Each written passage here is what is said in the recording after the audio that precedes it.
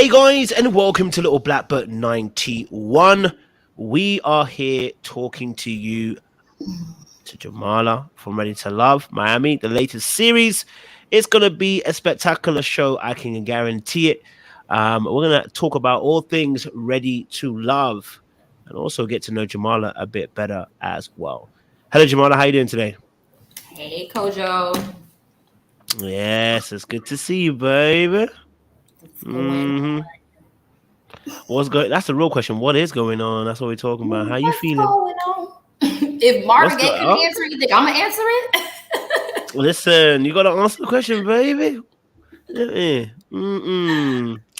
But it's good to see you. It's good to see you. And I can't wait to, get into conversations. But like I said, we want to get to know you first and foremost. We want to get to know Jamala better, and understand you as well. So I can't wait to dive into conversation.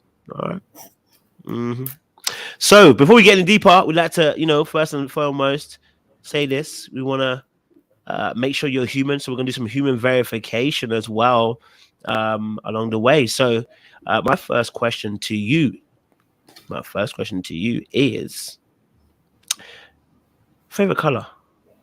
Ooh, salmon pink and apple green. Ooh.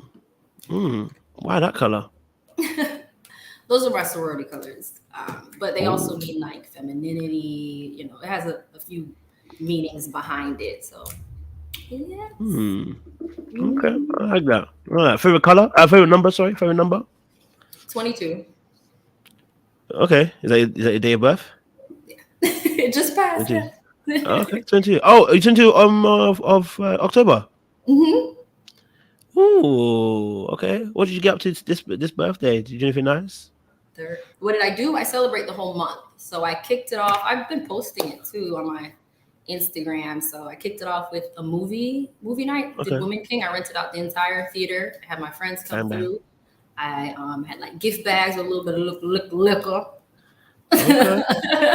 A little bit of, a little bit of beverage, some beverages in there for some friends. Not the alcohol. Something a to little bit of sparkly. indulge A little sparkly. Was that a little bit of sparkles? Yeah, and then what did I do the next week? I think I did a brunch. What else did I do? I did a church day. Okay. So basically all things jam. I went to Atlanta with some friends. I went to a winery. As you can see, I have a whole wine wall, so I'm big on winery. I just got back in the country. I was in St. Kitts Nevis. And I'm supposed to get another tattoo. But yeah. Okay, so tattoo. What are you looking to get? Up my Achilles. I might do God's masterpiece. I have a few things in mind. I know exactly where I want it. Okay. But I'm seeing. I'm trying to think, what else did I do? I did a few things, but basically I did something every single weekend for the month of October. That's pretty cool. I like that. Wait, how many tattoos have you got? Not that many. Let me count. 1, 2, 3. Not that many, girl. Already counted. 4. I think about 4, but I like to count extra on the 1 because it's like a butterfly, and then it says agape, so that counts as 2. Okay. So maybe more than 5. Okay, cool. Is that the most meaningful tattoo that you have? Would you say that's the most meaningful? Psalms 23:5 is the most meaningful. Girl, you don't have to quote that because as much as my Bible skills are wavy, I don't know Psalm 23:5. Yes, you do. I don't know. Is that walk for the valley shadow of death? That's not. In the presence of my enemies. It's the table before my enemies. You see, why won't you have enemies? Because God needs to provide that scripture for you. Since you've tatted on the body, He's got to provide the table for you. So no wonder why you're having trouble with mental life. No wonder. He needs to show you the table. That's why. I am slain. You wouldn't believe it if you didn't have a table. He had to show you. Okay, somebody do my Cash App. My Cash App is there, guys. Celebrate me. I'm playing, pal. Don't hit me. Okay. Look at that. I thought I wasn't gonna like you. Look at that, Coach. Look at that.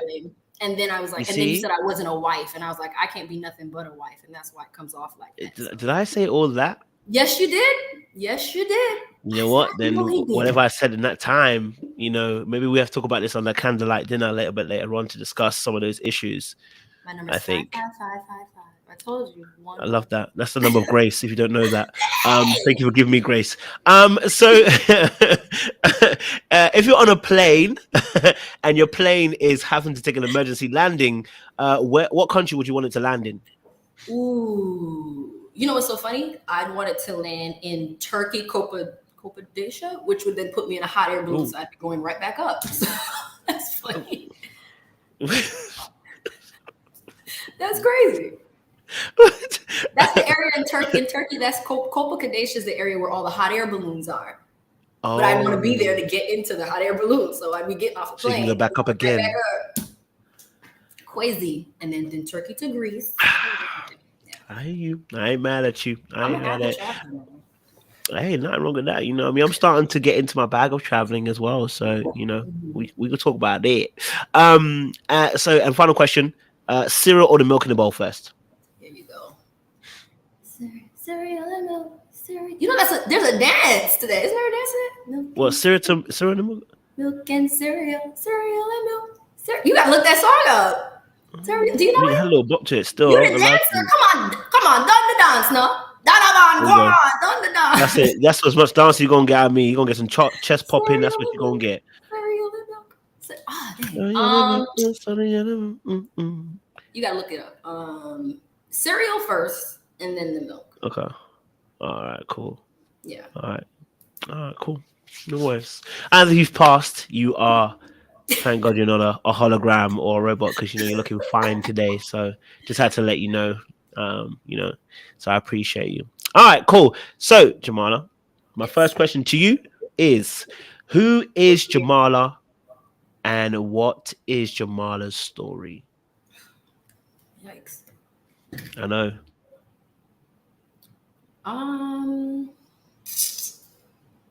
Jamala's dope.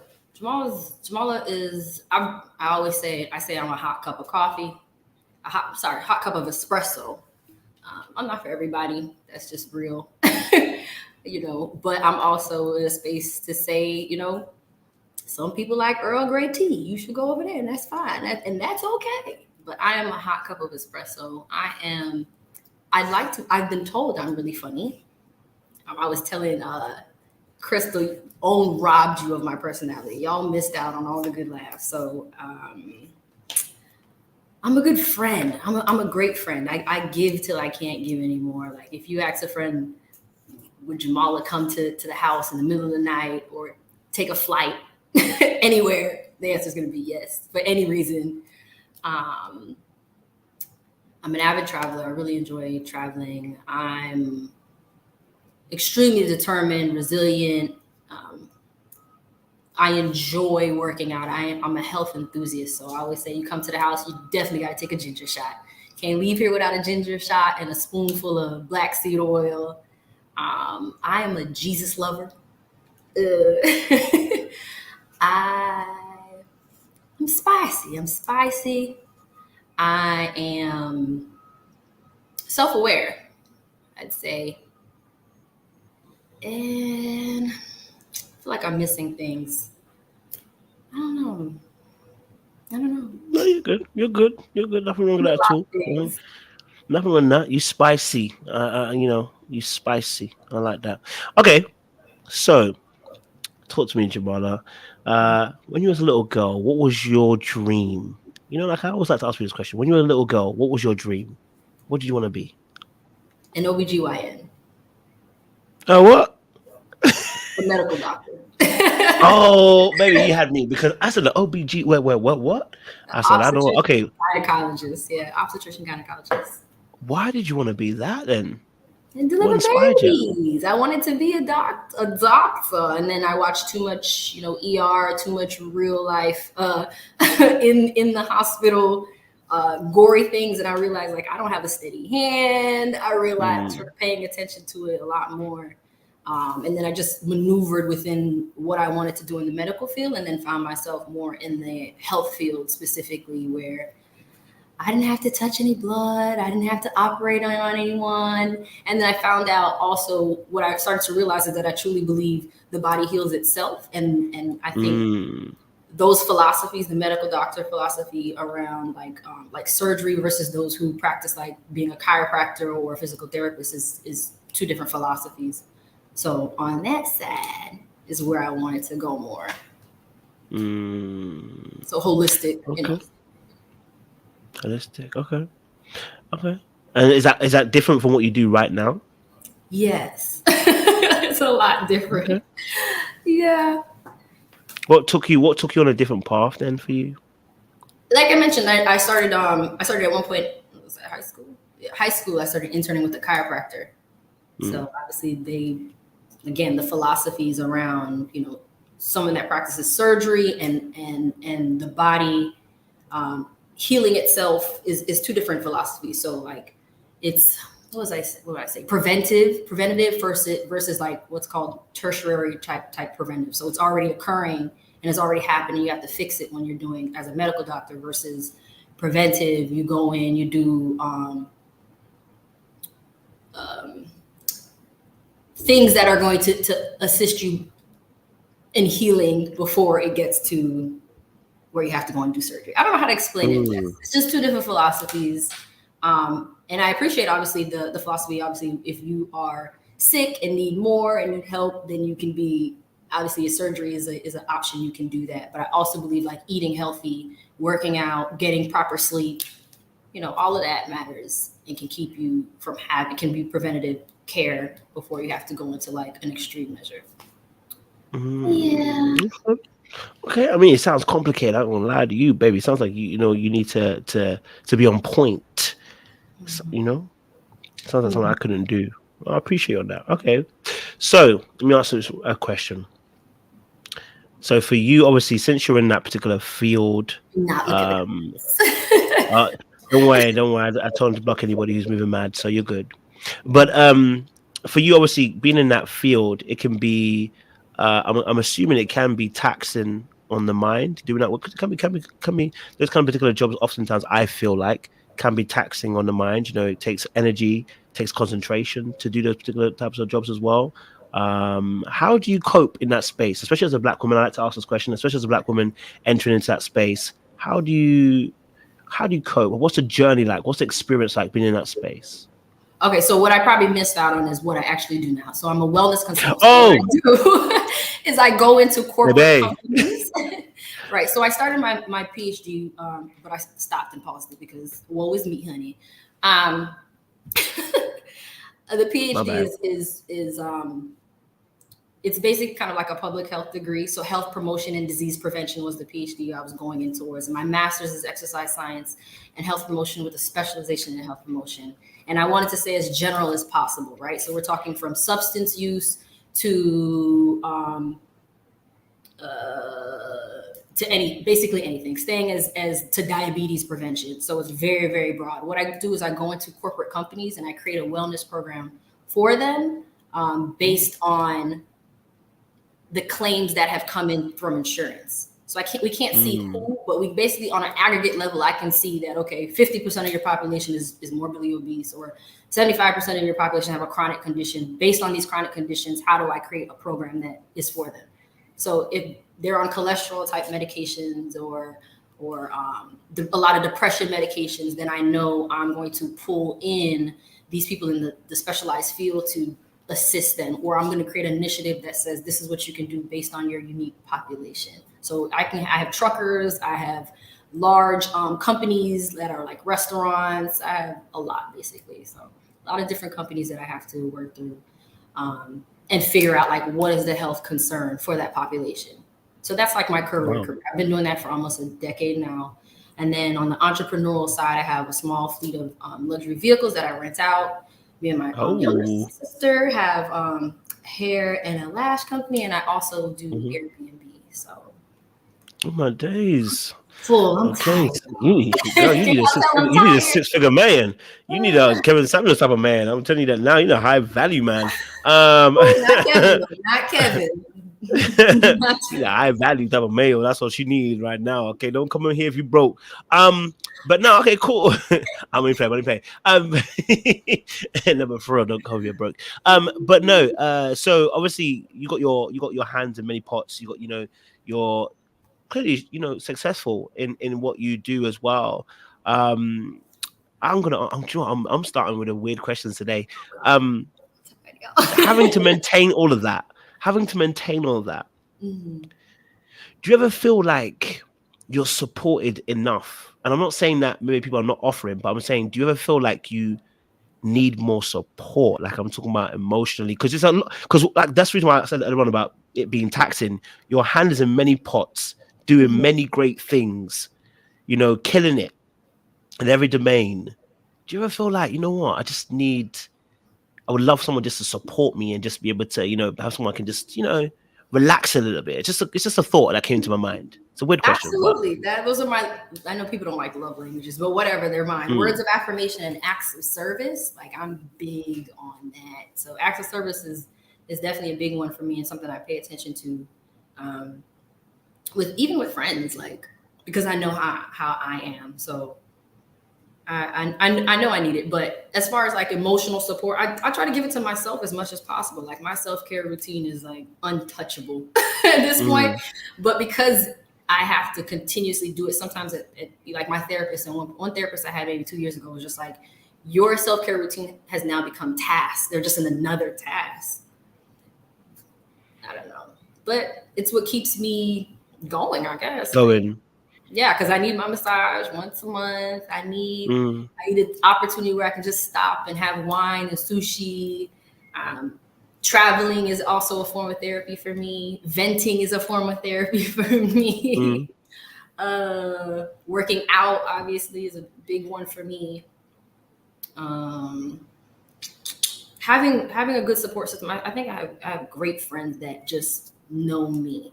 So Mm. and are truly organic to how we even all of them, I'd say organic to how we met, organic to knowing and being okay with how I am, yet not pacifying me, right? Don't they let me know, you're wrong in this. And then, the amount of work that I've done for myself, I've been able to say, all right, I'm going to vent and I'm going to tell you where I'm being irrational. So they don't think I've like Okay. completely lost it. So I can honestly say like, okay, this is an irrational moment, an irrational thought in what I'm about to tell you, but I know it is, but I just want it this way. So That's real. I That's have real. good friends that keep me on target. On point. Did you ask as it pertains to dating? No, no. Do you know? Listen, Like, like I said, I just don't know. You know, what, usually I have a very succinct flow in trying to ask questions about background, but it just felt like I need to ask that question. I got one more question. I feel like I need to ask. I'm just in the moment. Is it easy to ask for help for you? yeah, How easy it is to ask for help for you? extremely easy. Okay. I'll tell you, like I need help in this moment. Mm, No problem. I love that. All right, let me come out of that space now. All right, cool. So, talk to me about this businesses, because look, really, really, really love the fact that obviously as well your hands in Airbnb, or also, which by the way I need to consult you because maybe I have to come to Miami. But Airbnb, luxury cars as well. So, what got you into the business of luxury cars? I want to know more about that. Turo's profitable right now. Turo's one of them that's just bringing it in. I got good credit. I got, have good credit and a great I got relationship good with credit. BMW. I got good credit. Okay, what would you say is your favorite car? Luxury car, favorite luxury car? Ooh, I don't know. I'm a big car person too. A big automotive fan. I'm a BMW girl. It's hard, and I'm Jamaican. Most Jamaicans are BMW people. Oh, we So I know. really like the X6s right now. It's so beautiful. Can't lie to you. Yeah. The Porsche Cayenne is still up there for me. You So like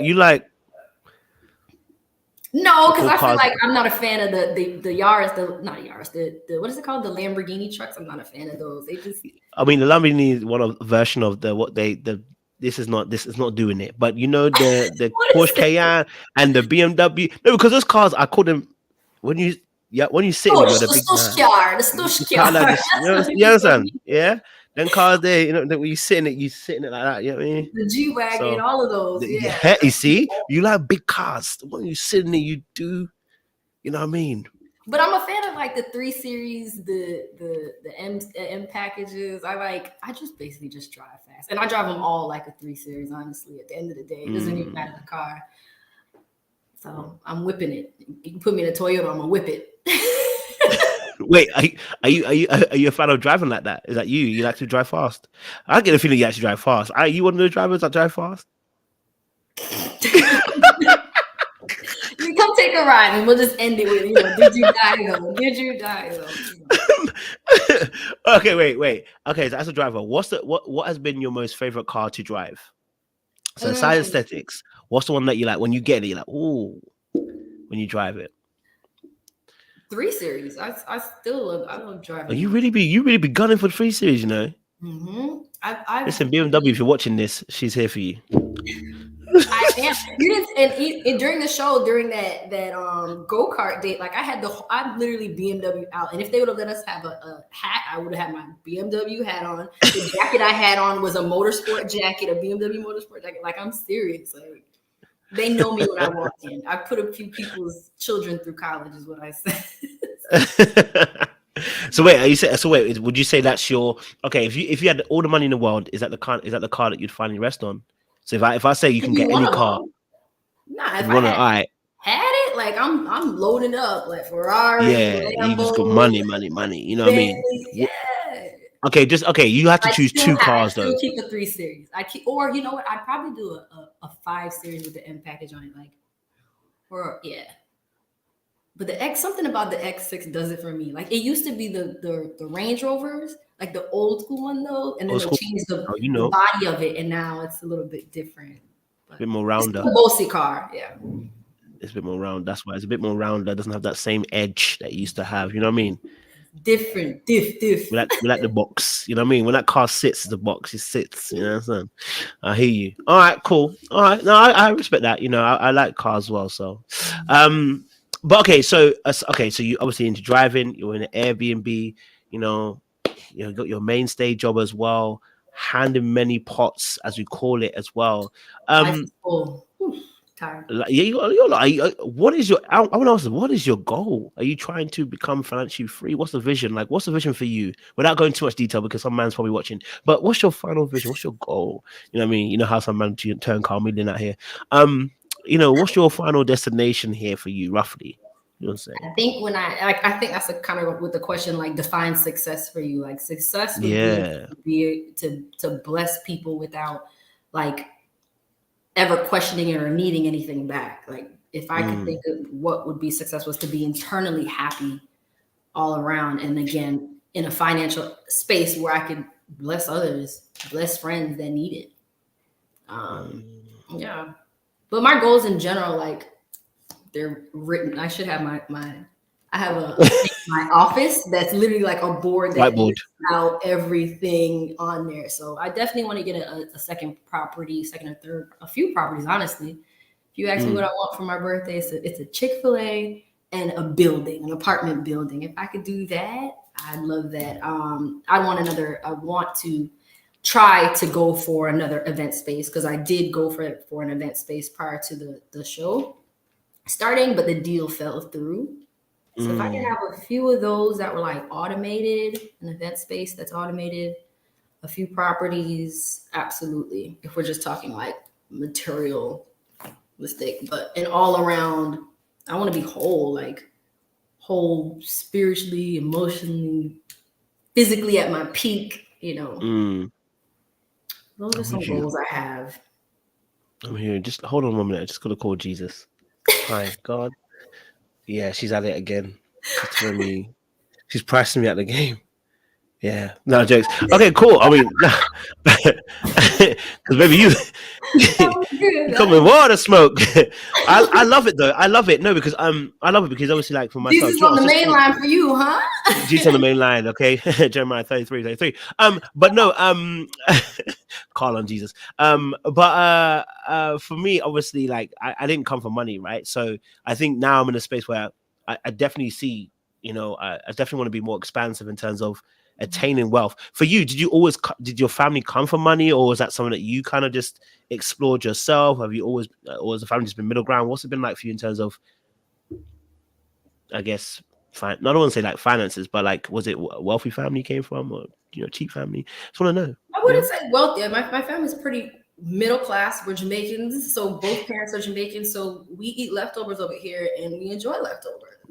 But you know, my father in particular, like most immigrants, are so big on education and pushing education, and you know, I found myself in finding the benefits of it. I know a lot of people say, you know, school's not for them, but I see a benefit in doing that, whether it's just attaining friendships or being able to utilize the resources that are at a university. But yeah, growing up, like pretty much, I didn't have to ask for anything, I'd say, but middle class is where I would place my family. Just, you know, like most immigrants, they come over into the country and they grind and they do what they have to do and make it work and provide me with the best life that they could give me. I don't think I wanted for anything. My father spoils me. Nothing wrong with that too. Yeah, like typical Jamaican parents. My mom's spicy and my dad's a jokester. And yeah, I was raised in a good household. So tell us a little bit more about your relationship with dad, because we didn't get to see your dad on the show, but he made his mark known. My brother pushed the letter to your mom slipped it on the table and said, "Ha, Randall, don't think you're gonna get away. We got questions for you." Tell us a little bit more about your relationship with your father. Like, it seemed like like he's a caring, protective father, even though he was not on the show. So I'd love to know a bit more about that relationship and what it was like for you growing up with your father. The Dons. No, so and even with that, so clarification, that was a production thing. I think originally it was supposed to be 3 people. I definitely wanted my older sister there. So my older sister and my mom kind of served as the first line of defense because my dad don't play. But yeah, it was supposed to be at least 3 people, and then something happened where with you also have to get COVID tested and things like that. And my older sister ended up getting it first. So, and then I didn't want it to be my older sister and my dad because they're the same person. So with that, you know, he was still there. He was in town. He came into town and everything. So we just opted to wait out Raw at the time, meeting him, and said, you know, he can come to the house if we're gonna go that far. So the relationship with my dad, it's a good one. My father is very much so. He's a mix of like voice of reasoning and don't let nobody punk you. Like, I raised you. He's a good mix of that. Like, don't like a Bible thumper, but yet I like guns. And you don't hide it. Like, you a shooter, okay? And you got the sword of the Lord behind you on top of that. Like, yeah, don't be fooled. David, they said David was one of God's favorites, yet he killed many men.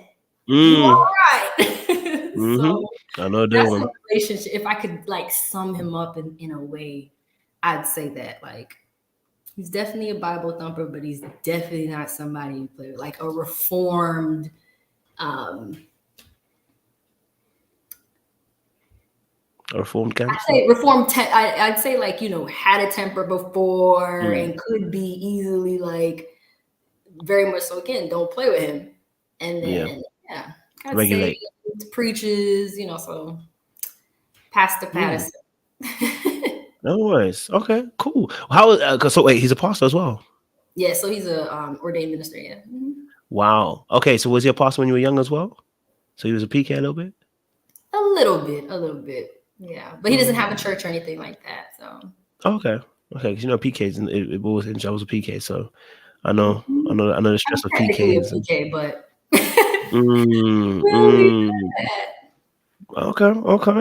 Okay. So for you then, obviously, like, what would you say was some of the? I know you said obviously your dad was making sure like you didn't get punked or nothing, but what were some of the kind of lessons that you learned from observing your father? So not what he said, but how you observed him and how he moved. What were some of the things that you picked up as a daughter? So I also want to say, like, he's kind of like my voice of reasoning sometimes. So if something is wrong, I did say, like, he kind of like spoils me. So he babies me sometimes, like, and in the sense of like, you have a father. Don't forget you got a father. You don't need to be looking for nothing, like, but also, you know, don't be as dismissive, don't be so dismissive. Like I've been hearing that so much, and hence why on the show I try not to be this dismissive person, because I'm very much so that. You know what I mean? And then I would say, sorry. I would say a lot of things that I've definitely picked up from my father is just how he loves my mom, how they argue. Like he's a big jokester, and my mom, she's just like spicy and whatever. And then it's like, even if they're like having an angry moment, like, so my mom's really short, so she's like 5 foot, right? Or is she short? Yeah, she's like 5 foot. So if they're like having a spat, he'll be like, "That's why you're short and you can't grow." Like, and then she was like, "What just happened?" Like, that's how they keep it going. Like, and that's literally how almost every argument probably would end. Any of them that I've seen, really, you know what I mean? But like, they're just. They just yap at each other. It's cute. It's like they're best friends. My mother was 16 when they were together. So like, wow. Yeah. So they definitely are a funny bunch, a funny two to watch. They're one of those couples you watch because it's hilarious. Because at the end of the day, my mom's still gonna make his plate and put it in the microwave, and you can't touch it. That's your dad's plate. Like, Amen. So, I think the things that I've learned from him is just like how to be there, how to truly be there for your kids as much as you can, right? You're still human, you still make mistakes, you can't be perfect. Like, there's no perfect person. Like, so I feel he's taught me. The next thing he's taught me is obviously how to decipher the word for myself. Like, right, you can't just listen to any and everybody, and that goes across the board for everything. Look, study, and find out for yourself is pretty much some of the really good things that I've got from my dad. And like education, nobody can take that away from you. Like, what you've learned is what you learned, what you got. So, yeah. I like that. Okay, so then one lesson that he said to you that you've one lesson or one couple words that he said to you that you've never forgotten up until this day. Well, he drilled education on my life up until this point. Like, when you get that doctorate, I'm like, Dad, I'm tired. What is you saying? Like, you don't understand the emotional pull and the mental strain that comes behind getting a whole doctorate and working a full-time career and doing all this other stuff. So one thing that I get your education. That's a big thing behind my dad. And then, yeah, the next thing is did you read your Bible? So those are the two things. Those are the main two things I'd say. Sounds like a man after God's heart. We like it. Sounds like a man after God's heart. We like that. Okay, so you said something really interesting. You said, obviously, do you know about the emotional pull that it takes to get your doctorate? What was that journey like then in education? Because obviously it sounds like you were pushed to get the highest hill of education. Tell us about that journey in terms of education. What was that like for you?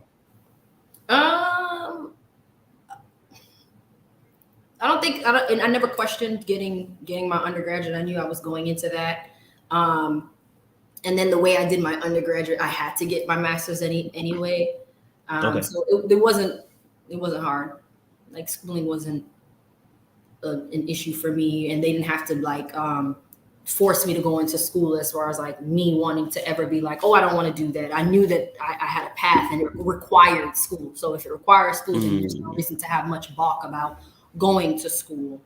So yeah, I don't think that process was tough, if you may, My master's program, I was teaching in the school. I got my career before I even finished the master's. So I chose a good degree. Yeah, it was just a matter of kind of, like I said, working around moving out of the medical degree space into the next thing that I wanted to. I would say at one point, it wasn't a low point. It could have been, but it was like I wanted to go into physical therapy and be a physical therapist for like a basketball team in the sports area. And I only wanted to go to one university, post-secondary school that had it. And I didn't get in. So that at that point, I just switched completely what I wanted to do. So was that painful at the time when you didn't get in? Yeah, but it was also like sink or swim. Like I can't stay with just what I've done for undergraduate. I need to go on. It was required for me to do that. So once I switched and found that corporate wellness was the area that I wanted to be in and the benefits of it.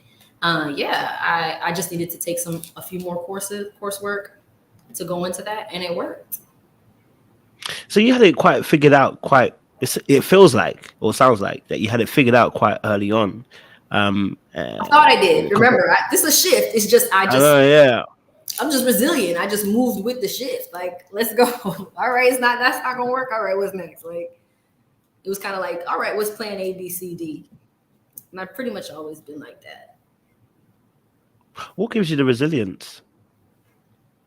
What gives you that resilience? You know, some of us are not like that. Knowing I don't want to fail or feel like I'm failing, you know, and failing is kind of similar to success is subjective, right? So what's your idea of success may not be my idea of success, but for failure for me was coming out of this and not having a career. Like, yeah, I need to stand on my own too. So if you didn't get the career, that would have been your version of not being successful, would you say? Yeah, if I wasn't able to, you know, purchase my own home or do the things that I wanted to do and be, you know, free, whatever that looks like, i.e. being able to travel freely and so forth, I think I would feel like a failure. But I wouldn't have gotten there. I'm one of those people, like, when it comes to like your main career, like if I was a homeless person on the street, I would figure it out. I'd apply to school, take out all the loans, and go off into something quick, pick up a trade, use that same money, and probably, you know, start purchasing homes, flipping them, and making the money back to pay back the loan. Like, I don't know, or going to what's it called? A stewardess program, because those are pretty quick. So a few months and I'd be making money, and just, yeah, I would just figure it out. I don't think I would just I just wouldn't fail. If that's I can see. Like, I would not fail. I can see, and I'm impressed. I'm wondering, is that something that your dad taught you or your mum taught you? Is that something that you feel like you've always had, that nature? I mean, I'm sure it's a bit of both, but I'm just saying, obviously, like for you, do you feel like you attribute that more to, is your dad like that? Is your mum like that? Or is that just something that you just naturally had, you know, that tenacity? Because you're sharp. I guess. It'd have to be from my upbringing. Yeah. I haven't thought about that. I haven't thought about that. So I couldn't even tell you, like, I haven't sat down and thought, like, you know, where did that come from? So I couldn't tell you. I could only thank mom and dad for the blessing. Okay. Yeah, you taught me well, right? Okay. So talk to us a little bit more then about, okay, so you talked to us about your dad relationship. You know, he taught you quite a few things. What was it like being, oh wait, and as well, are you more of a daddy's girl or a bit of a mommy's girl, or in between? I'm a daddy's girl. Okay. But my mom is my really good friend. Like, I could talk to her, but my mom is the typical Jamaican women. We're rough, real rough. Like, I'll let you know what it is. If I'm crying, my mom is probably laughing. Like, like, what are you crying? Like, don't cry about that. Like, what is there to cry for? That's how my mom is. Versus my dad is very much so like, I'm his little girl all over again. So. Okay, so I'm just going to pick up on this and see what you say. So obviously, like you said, you know, mama's tough. You know, when you cry, she might laugh. You know what I mean? It's giving me tough skin. It's definitely giving me tough skin. I've seen her in me. Absolutely. Okay. So was it easy discussing feelings with parents? I'm just picking up because of what you said. So was it easy discussing feelings with parents? How you felt? Yeah, I'm gonna still say it. I still say it. And like I said, if my mom's laughing, my dad would validate them, you know? So I think now, obviously, you have those conversations as an adult with your parents now, and have those conversations with your mom. She sees it, but she's also like, I raised you better. I raised you to be better, you know what I mean? And to be at your best. So there's no reason for you to feel any type of way. So I think because of that, I don't necessarily feel inadequacy in myself a lot of the times. I don't feel it as much as like I could, or I bounced back from a lot of things, I'd say. So they both played a really good part in that. Yeah. And you grow up and you give grace. I don't know. No, I know that, but I mean, when you were younger, though, like I always tell people here, like, listen, my mom and dad are great, but you know, when it comes to feelings, my dad didn't necessarily have many conversations around about that, right? Because that's his way he grew up. He grew up from Ghana. He came from Ghana. He came over to here. He had to work hard. He had to focus on getting money. He had to focus on having 2-3 jobs. You know what I mean? Like we know the migrant story. Do you know what I mean? It is tough. Walk like 70 miles barefoot to school. What are you crying about? You know what I mean? That's what I'm trying to say. You know, that's because that's what they came from. So they understand how to survive. But if you're born in a land of the free, like UK and US, I call it the land of the free compared to where we were. You know, sometimes emotions aren't necessarily the first thing that's on somebody's mind. So I was kind of seeing that, okay, great, I get it. When I'm older, I also understand the nature of my parents and what they've been through.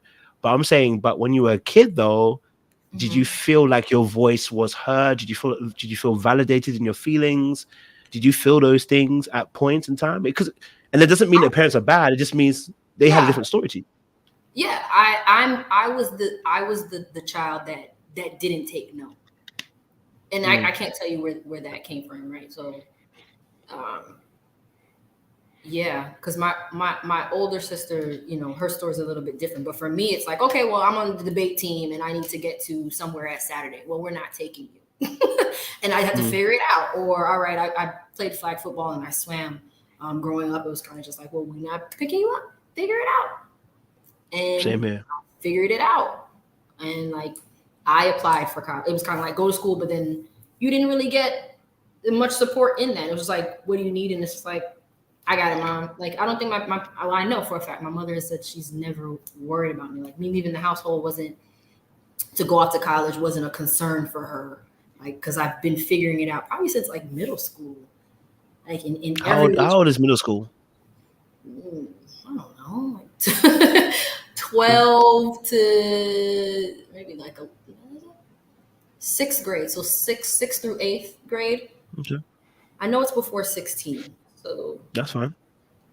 Maybe 12 through 15, that age frame, I'd say. Yeah. So specifically in high school, like, yeah. For sure. And we moved around. So I was in California for a year and came back.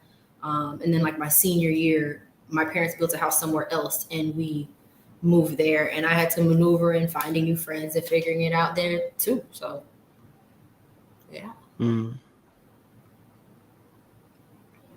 Y'all, excuse my energy too. It's a little down. I'm normally more upbeat, but energy's fine. Energy's fine. Energy's fine. I'm trying to just identify for yourself. So I think because you said something interesting, right? You said from about 13, 12, you're figuring ish out. I know too. I'm firstborn, so I was doing a lot of child rearing, even though it wasn't my children. There was a lot of child rearing. All right, I can change nappies. I can distill. You know what I mean? I was doing a lot of that stuff. You know what I mean? When it comes to babies, I watched them walk. I watched them talk. You know what I mean? I fed them. I mean, I didn't have breasts, but I fed them. You know what I mean? I did a lot of that. You know, listen, I watched them crawl. I did all that. You know what I'm saying? I did a lot of that stuff because you're firstborn. It's just natural. Happens in families. Yeah. But I also realized, you know, I figured out a lot of stuff on my own as a youngster. And what you said, something made me really think. It was when I've asked my dad, come and pick me up. Be like, if you got yourself there, you can't get yourself back. You know what I mean? Figure it out, because if you can go, you can come back. And so you quickly understand that, you know, you gotta handle your own.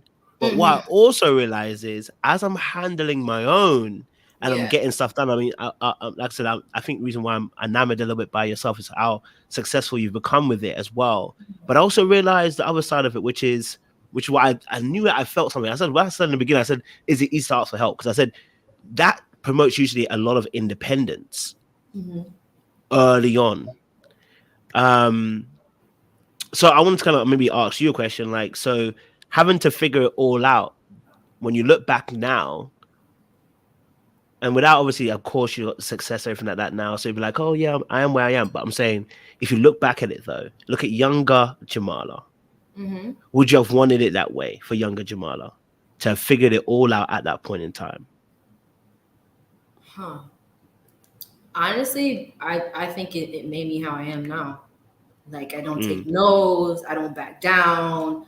I'm very much so like 10 toes down about things that I'm truly passionate about, and I go for it. I think all of that actually stemmed from, now that I'm thinking about it and we're having these conversations, stem from those moments, right? If your parents who you live under are telling you no, you can't do something, and you still do it, and then you figure out how to get home at night, and then those same things that you've done helped you be able to be this well-rounded person, like, so that you can put all this on a college resume. I think that's what built me. Now that I think about it, might have to raise my kids that way if I haven't. I don't know. All right, no, cool. Send Okay, those suckers to boarding school. Figure it out.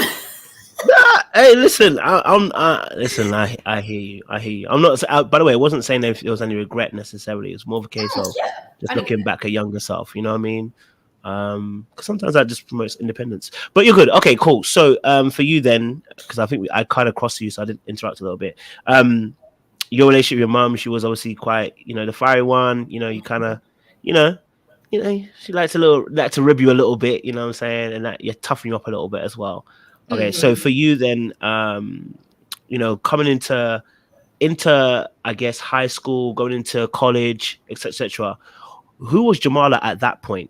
You know what I mean? I know you had some figuring out to do in terms of courses and everything, but who was Jamala at that point? You know what I mean? Going into high school, going into college, what was Jamala at that point?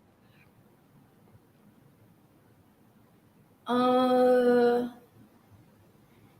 always been a bit of a nerd, so definitely was in advanced classes.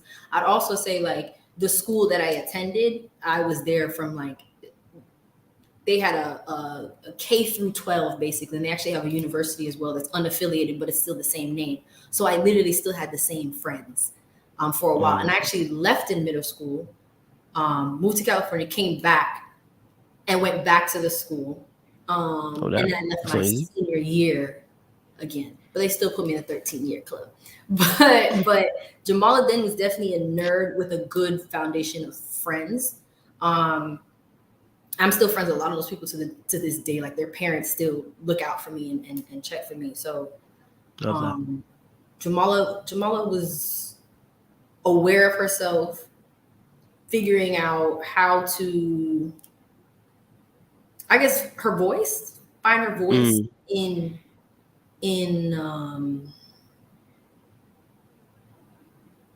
the world at that time, I'd say, right? I'd say definitely racism was certainly there. And then I also had a good I'd say a friendship that was the school I went to wasn't just like an all black school or an all white school. It was very mixed. So I was learning from other cultures too, like pulling in and to those people, those individuals, and finding out more about like how their lives are different from what my life. Because if I'm in this box, I only know what's in this box. But definitely seeing and hearing how other people are living, it's like, well, okay, I'm normal, or I never felt like out of place or anything like that. But I definitely knew there was a difference in those other households. Yeah. How did you deal with that? Knowing that, how did you deal with that? Noticing there was differences in households, noticing the differences between yourself. Obviously, being in a mixed community can also have its own challenges as well. How did you find that? What was your experience like? I would say it was just interesting. It was just interesting. I think the people around me in those different households, I just knew it was different. I was just aware of it. I don't think like I envied, or as Jamaicans would say, like red eye for any of that. Like, I was just very much so like aware. Like, okay. It made me think like at some point I definitely wanted to do like the HBCU experience, but I didn't. I ended up at a PWI, so the University of Florida, go Gators. Which is predominantly white, but I could move in those spaces and be okay. still know who I was. So for you, obviously choosing a PWI, did that cause any tension in terms of your choice, like with parents, or that even not with parents, even with yourself, even like choosing PWI over HBCU? Do you know what I'm saying? Like, was that a big decision for you, or was it just like, oh, I know what I'm doing, I'm going PWI? At the time, I was just hearing a lot of stuff like the PWI, the HBCUs. I was interested in it. A lot of things going on with like funding, like most of them, unfortunately, So it was just kind of for me. I was like, if I don't take the step now, at some point, I'm gonna do it, right? Find what are their next programs that they'll have in post-secondary that I can go into and do it there. Hey, if I gotta go get a certificate from an HBCU just to say I had it. I had that in my mind, but I kind of let that go. And my younger sister actually ended up going to HBCU, so whatever, I'll claim that. No, that's cool. That's cool. Obviously, we saw your sister on the show. Like, tell us a little bit about that relationship, because sisters, are you guys close? Like, what's it like? Yeah, my older sister is a typical older sister. Still want to boss you around. Still want to, be an older sister, and she's a stickler. I'd say she'll give it to you. She helped in my rearing as well. Like, one thing you remember how you asked me what's something that stuck out to you from my dad. Like, one sentence that sticks out from my older sister was, "Do not be a pinhead. Should nobody be able to squeeze your head and your legs fly open ever." Like, that's my older sister. Yeah. What's your fondest memory of you and your sister? From my older sister? Ooh. I don't know. Hanging out with her and her friends.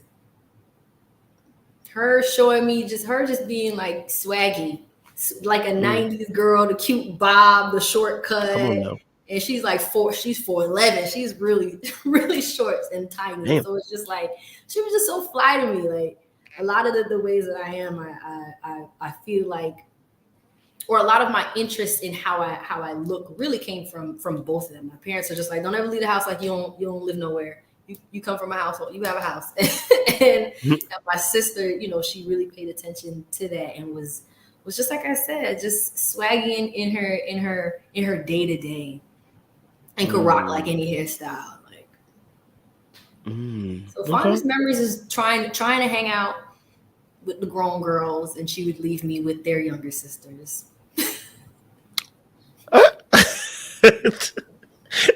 You mean she got rid of you? Yes. That's okay. Yeah. Which I should. My younger sister after that. So as she should. She needs a bit of space. As she should. You know what I mean? As she should. Don't worry about it. Okay. And then you had a younger sister underneath you then. So so you obviously got to play the older sister role in that particular position. Yeah. What was that relationship like? Which one? With the youngers? Yeah, the one just directly after you. Yeah.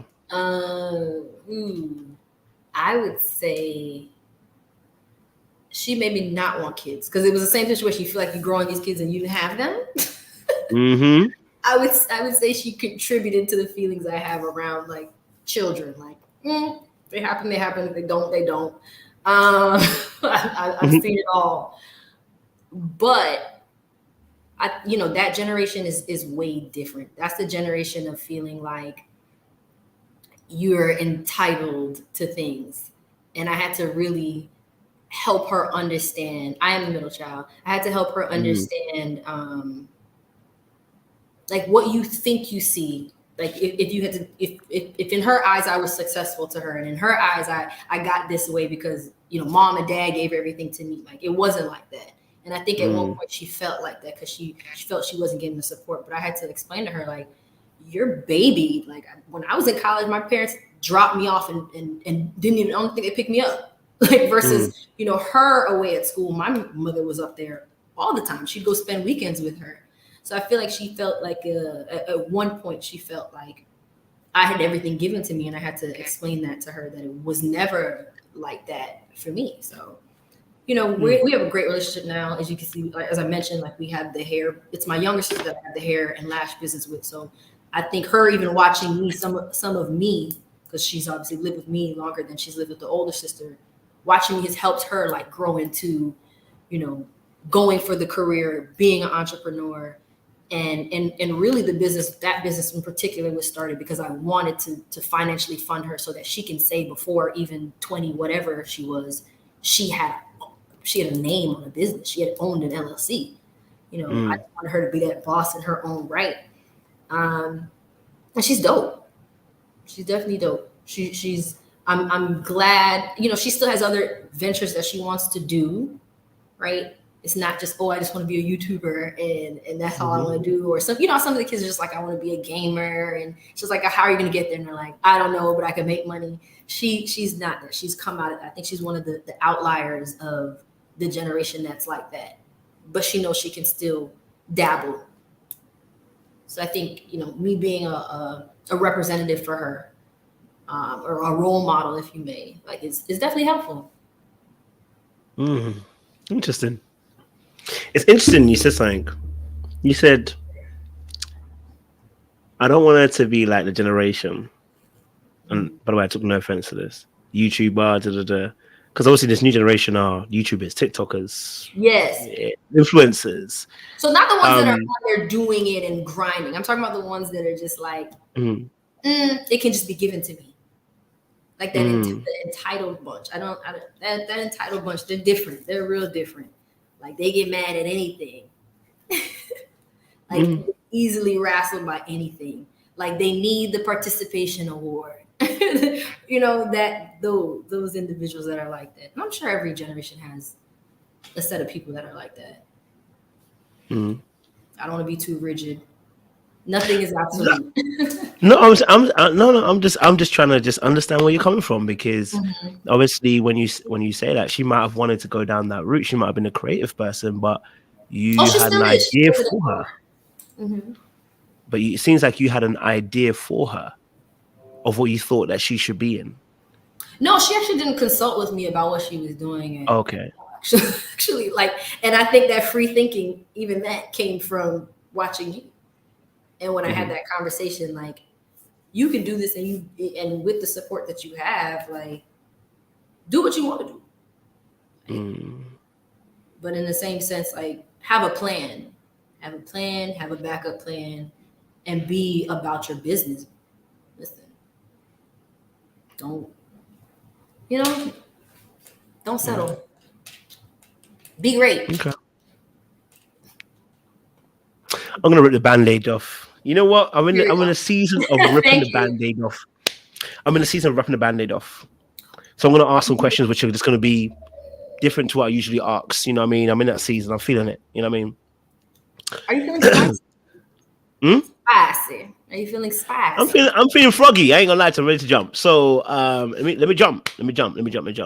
Okay. So here's my thing. All right. And a lot of people always accuse me of this. So I'm hearing you, right? Okay. And it's partly my job to warm you up, so I ain't gonna lie to you, right? That's my job. I feel like you give me great answers, but I don't feel like I'm getting all the answers. Okay, what do you want? It's not always what I want, but you know, I'm gonna say this. So like when I say, obviously, for instance, let's say, for instance, I just say, you know, I asked about you know, being younger and your feelings. Your immediate response was to cover. You covered your parents immediately instead of answering the actual question, which was about how you felt. You said, well, I'm older, so when I look back at it, you know, I feel it differently. And I was like, well, I don't want to deal with how you look at it when you're older. I want to deal with it what you deal with now. And you've done that a few times. It's not necessarily a bad thing. I just feel like you're trying to cover. And I don't want you to cover. We want the realness. So maybe you're feeling defensive because maybe you feel like I'm going to try and pry a little bit. I would love to know your thoughts. Do you feel like I'm prying too much? Give us a real answer so we can now dialogue in a proper sense. How are you feeling right now? Because I feel like the answer's not given, you know what I mean? Yeah. So honestly, that's me in real life too. I've just come through so many things that I know that you can't be rigid about anything. Like there's no absolutes in nothing, in anything. And honestly, even when I meet I tend to not date older men because they're extremely rigid in how they are and they're hard to move. And it's just like, I think life has just shown me in general, everything is not the same. You know what I mean? Like and now it irritates me to hear people when they're just like rigid, 99%, like the majority or most people. You don't know most people. You don't know the majority.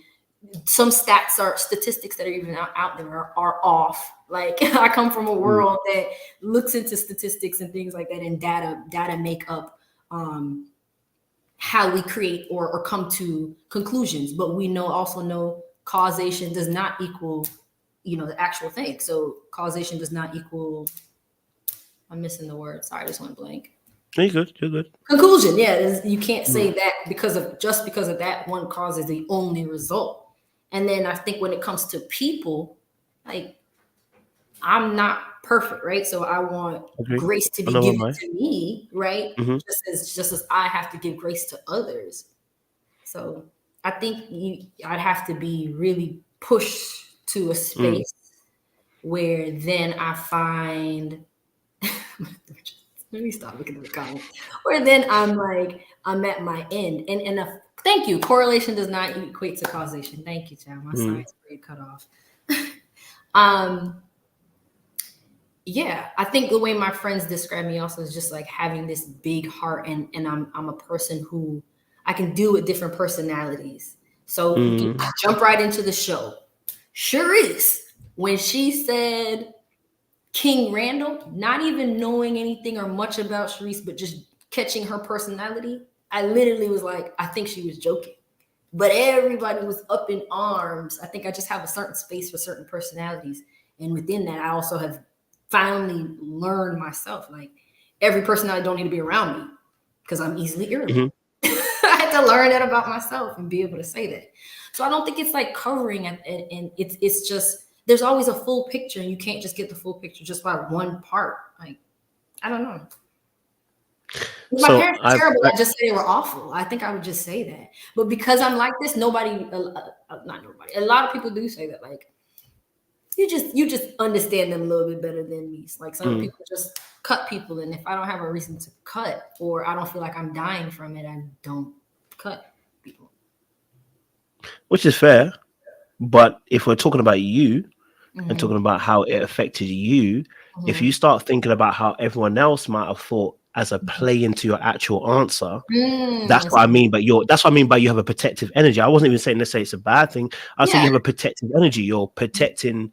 You're trying to look at the situation, going, okay, cool. As a whole picture. There's a whole picture, right? But the whole picture I'm not looking for. I'm looking for the specific detail because you are an individual.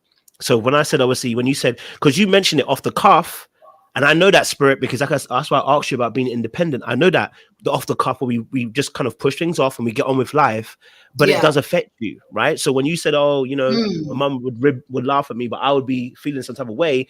I'm not trying to get at your mum. I'm trying to get at you. How did you feel in that moment? Because you felt something. That's why you mentioned it. But it's off the cuff. It's like, oh, no, it's cool. I'm good. But if we would sit down and be like, all right, cool, but let's talk about how you actually felt. Not about where you are, not about how it made you to be strong. Listen, what I went through as a kid has made me as resilient as I am today, and I'll be successful for it. But it doesn't mean I don't have other sides of me, which because of what I've gone through, there's also some parts that still affect me. You know what I mean? So that's why I asked at that point in time, when you felt like in that moment when mum laughed, but you were feeling some type of way, did it affect you? Did you feel something? You know what I mean? Was your voice validated? Did you feel I can only think about how I feel right now too. That I think that plays into it. There's no way for me to go back to that. I don't know. I gotta call my therapist. Like let's lay on the couch and talk about it. I can't think about it right now. Like right now, I don't know. It's hard. It's hard to place yourself back there. I think I'd have to do like that background work, and just I don't know. I can agree. I can actually agree on the protective spirit. I can say that sounds about right. How does that show up for you then? Protective spirit. How does it show up for you then? Territorial. What territorial? Describe what territorial is then. What is that? What's territorial for you? So we have the same meaning just in case we miss each other. Okay, what's territorial? Hold on. I don't know what that was. Sorry. That's okay. You're good. You're a businesswoman. Territorial, like I care about my friends' feelings. I care about having my own of what it is. Maybe I don't. They could come from childhood. Now that you ask all these deep childhood questions, because growing up with siblings and still not having necessarily to share too much, like I don't know. Like I always say I'm the same way about the gym equipment. Like, don't run on my treadmill. This is an irrational thought. It's very irrational. I don't know the gym, but I want that treadmill that I run on. You know, at 4 o'clock, I'm on that treadmill. And even when I don't come at 4 o'clock, I still want my treadmill at that time. Treadmill. So I don't know. That's how I think about it. I'm just, I guess, protective. Like, I don't want anyone to, I don't know, affect what is that is there.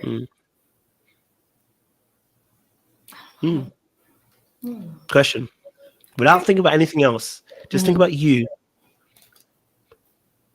Have you always felt protected? And I'm not talking about physically, I'm not talking about financially, I'm talking emotionally. Yeah, my dad, like I said, my dad, yeah. Even my mom has definitely been it has to be an imminent danger for my mom to be a mama bear. Right. And my dad is just, it doesn't even matter. You didn't even have to listen. If I'm pouting, my father leaps like, what's wrong? I like, what happened? Like, he does not want to see a frown on my face versus my mother, as I mentioned, depending on what it is, she's laughing at me. I'm with you. Okay. That's cool. So, talk to me about dating. Talk to me about dating. Obviously, you know, you're a beautiful woman, accomplished. You know what I'm saying? Got a bit of elegance and class. I like that. Talk to me about your first love. What was your first love like? There she smiles. So first love, not crush. First love. Ooh, I think I yeah. Yes, my first love was 16. Ooh, okay, 16. What was that like? You know, 16 in love, you know what I mean? That first love feeling. What was that like? Like most humans thinking this is it, like this is who I'm gonna marry and have all of my kids with. If, you know, again, I've always been iffy about kids. So if kids come, yeah, this is where it's gonna be. And yeah, both of he knew my parents, I knew his mom and stepdad. Yeah, it was good. It was definitely a good first love relationship, I would say. I wouldn't say it ended poorly, but you know, yeah, I definitely liked him. It was different. He was a different person, athletic. He ran track, cross country, really smart guy. And what was a learning point from what did you learn from that first love? What did you learn? You know what's crazy? The biggest learning was the ending. Like I realized I don't like no friendly dude. And I was dude. He was too friendly for me. Like it came to a point where I think my girl best friend and him were communicating. They were communicating about even getting me things. And I was aware that they were communicating about getting me things for my birthday. I've always been, like I told you, I celebrate the whole month. I've always been big on my birthday. And they were communicating, and at any point I felt like I have to figure out what's happening. I'd rather drop everybody. And I dropped everybody and never looked back. Wait, what? This is too deep. We need the next question. You dropped everybody. Everybody. I didn't have the mental space at that time, nor do I have it now. Like to figure out if anything was swaying into a way that I didn't like. Dropped everybody. Okay. So what was your next serious relationship like? Did you feel like you were in a better space to be in that relationship? Like, what did you learn from that one? The next one, so that guy was older. Then the next one was younger, actually, that I can think about. How did that go? He was sad when I went off to college. The one that I can think about right now, I probably had one in between that, but I can't think. The one that was during high school before college, like obviously our break had to be when I was leaving to go to college, and that was hard on him. I think I was so like about me. I think that is when I turned into this very much so like about me person. Like I could care less about what you're doing, how you're feeling. Like you got to get over it. I was just very much so. I don't know. I don't think I was as supportive as I could have been. It was about me. Why do you feel like it changed for you? Why do you feel like it changed to that season where it's like it's more about you? What was happening for you?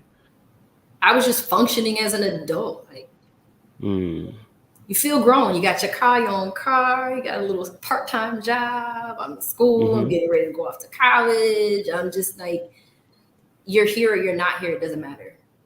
And I think that started to come out with almost, I think, a lot of relationships after that. And I just became...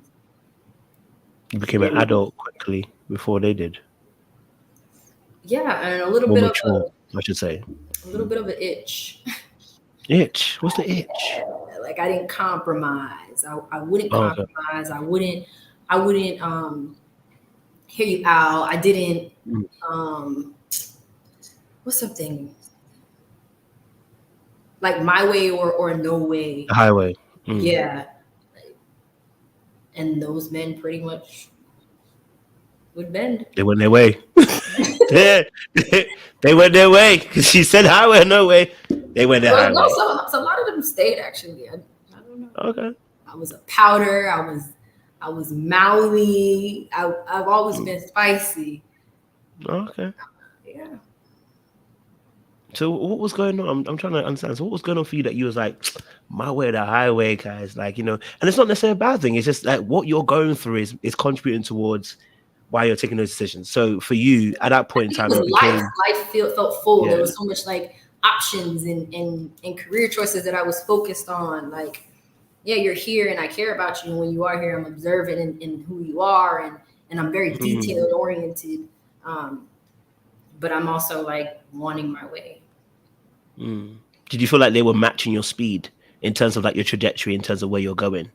Because you're going at quite a speed, so some of them were. Okay. Not all of them. Not all of them. But you find that balance and well, I'm fulfilled in this area by what you do or what you're doing or putting up with me. Right. At that time. So yeah. Okay. So what's the best relationship you've been in? What was that like? Best one you've been in?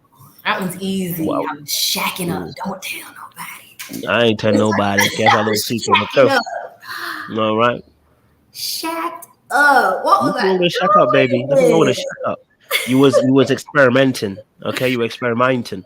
And it was an awesome experience. Of course.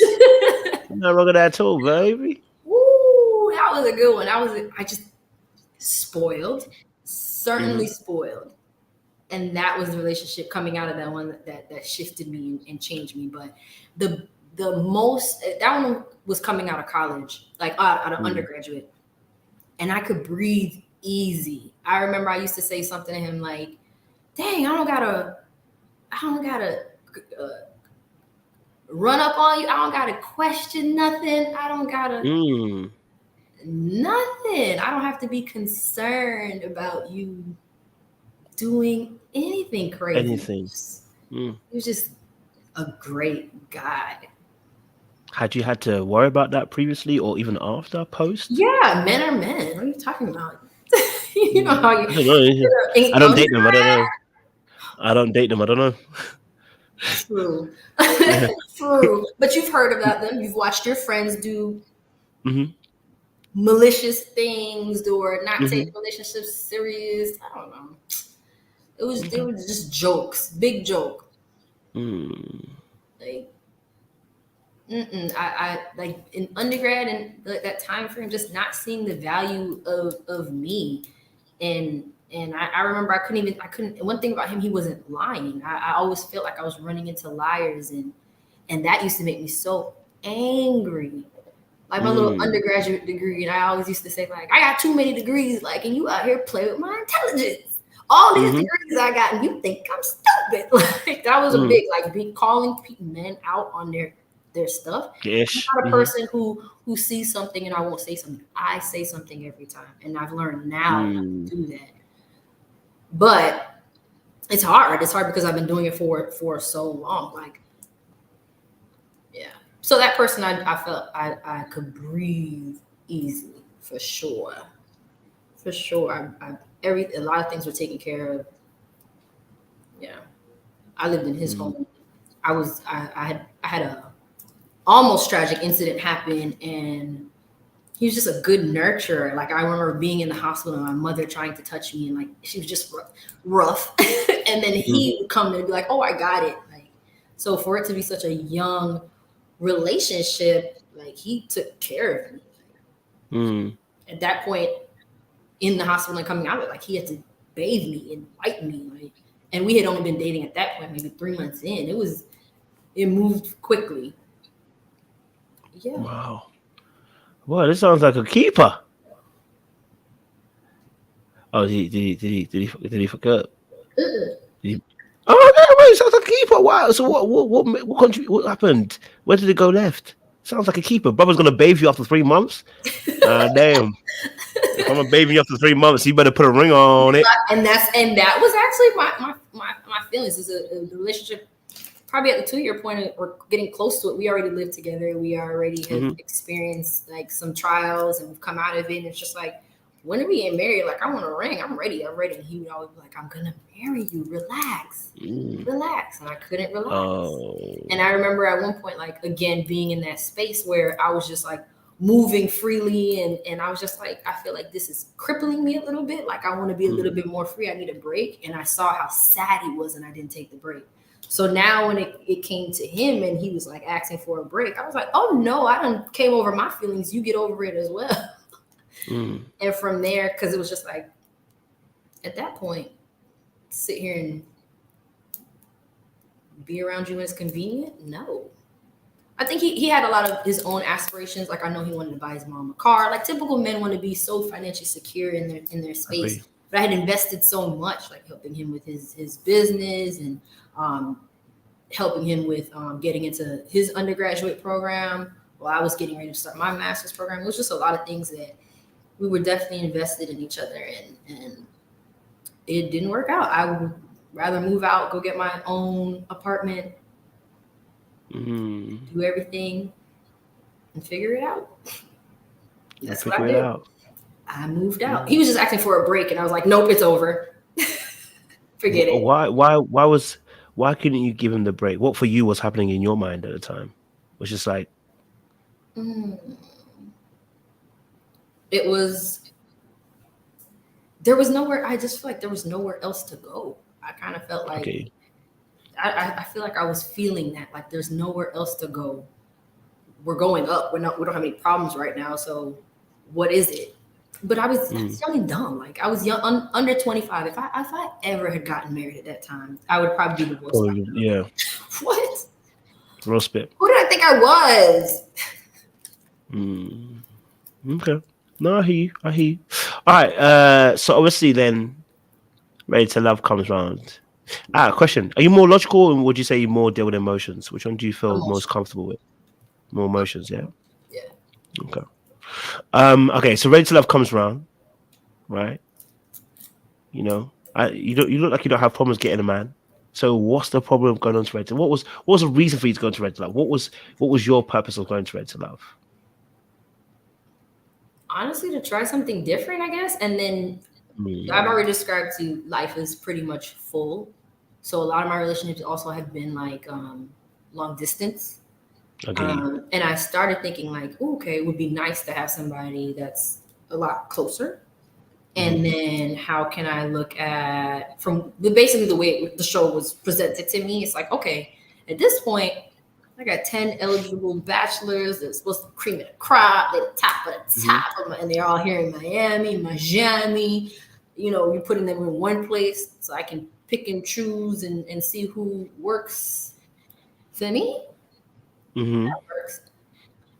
And honestly, I was actually one of the people who was like excited to see like dating out in the open, and then I wasn't. Look, and that goes to show you right there, yo. I was like, I think that's the best part. We're open, we can see it, and then emotions get involved, and you're like, hell no to the no. Oh my God, you didn't sing that you got the middle role. Yeah, you know what? I got you. You got the minerals. You got the minerals. That's why I be hearing people say you got the minerals. I'm like, what the heck? Minerals? Minerals. Thank you, guys. You got the minerals. Well, I'll sing for you later, baby. Listen, kind of like dinner. I'm gonna sing for you. You know what I'm saying? We'll get a little banjo going out. Get some people, sing some songs for you. Don't worry, I got you. I need to be serenaded.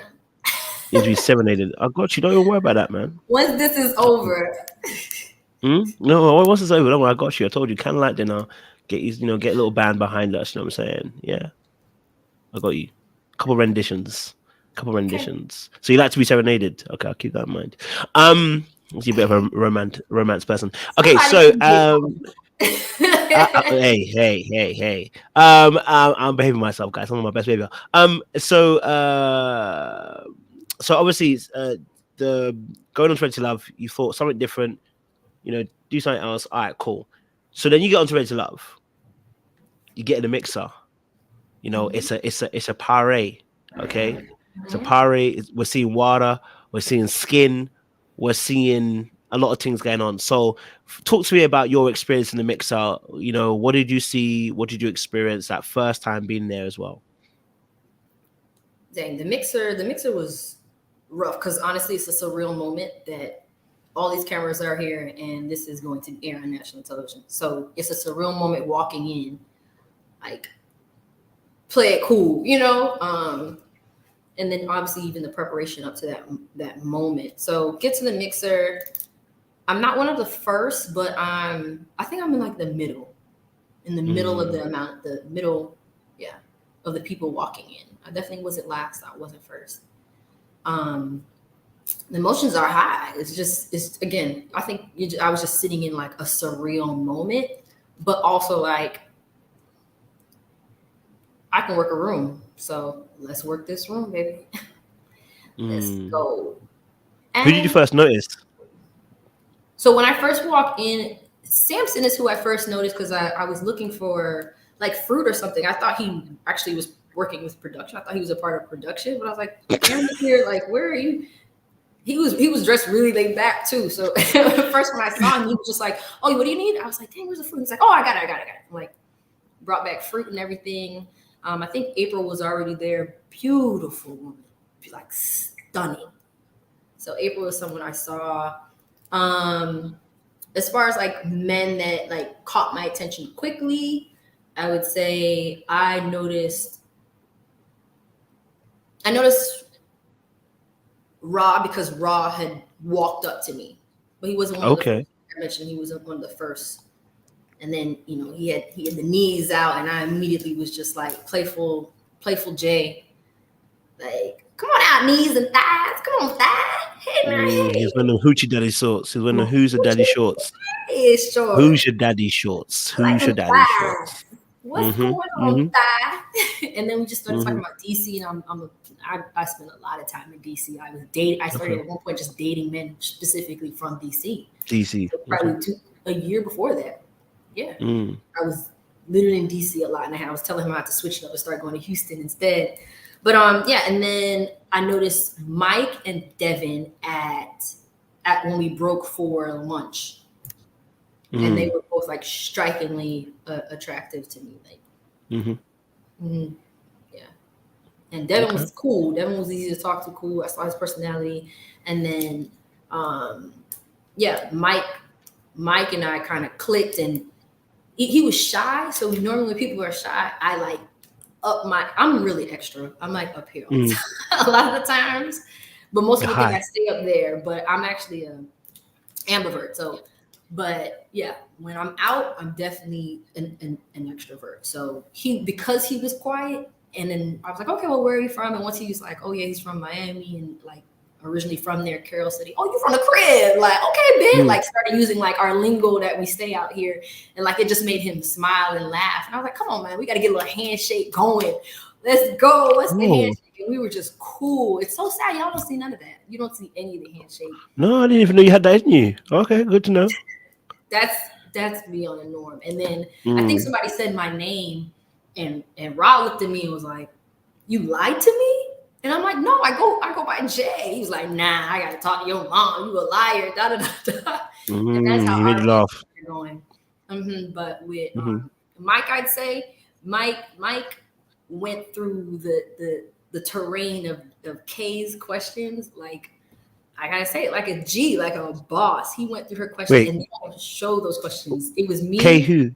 Kaden. Oh, Kaden. Okay, Kaden. Okay, yeah. Yeah. That first day.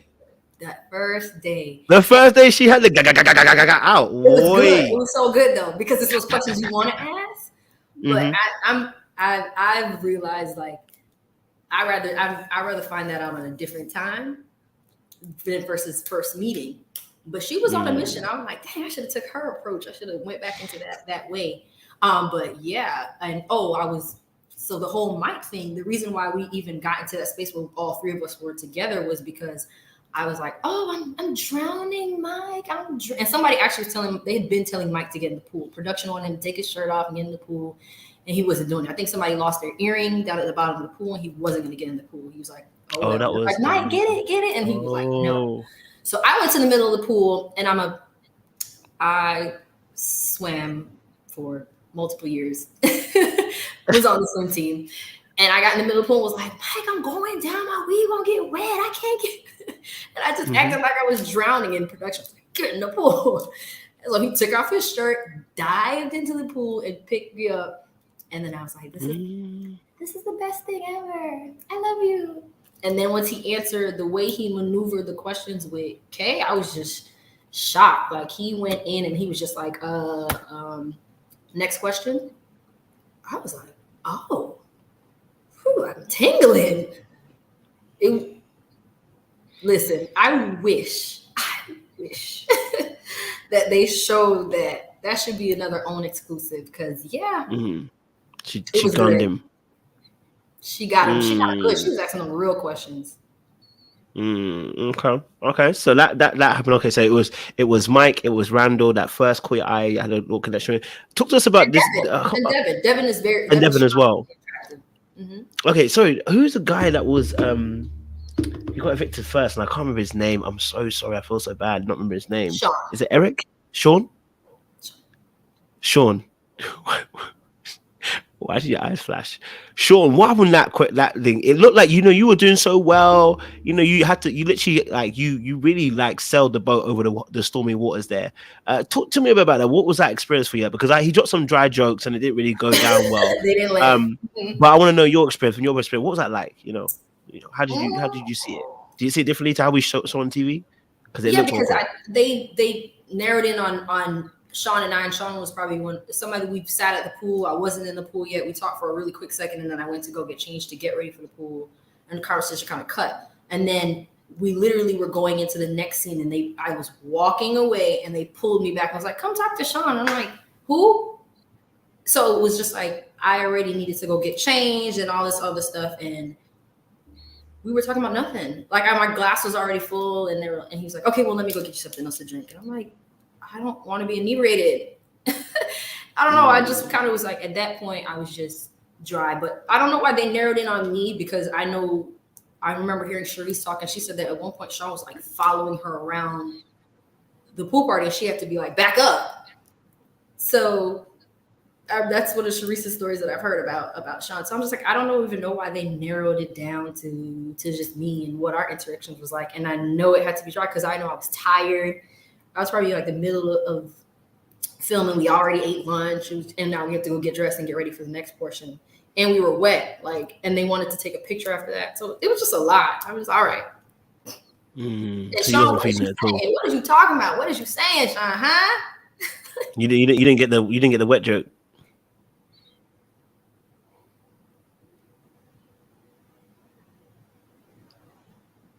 I don't even like the word. I think I said that. It was moist. You didn't like. Oh, Why don't you like the word moist? I don't even like the word. Why don't you like the word moist? I'm a very particular person. Any other words that are in that category of not liking? I can't think of them off the top of my head. I just don't like the word. And I was being kind in my choice of like goofy. Like here in Miami, we'll say something like, you goofy, you're goofy. Like, so it was just, that was the word that came out that was best. You know, because he's a cool person. There's nothing wrong with Sean. It's not you, it's me. I have a particular way that I like my men to be he was doing this thing with his eyebrow that was like irritating me. So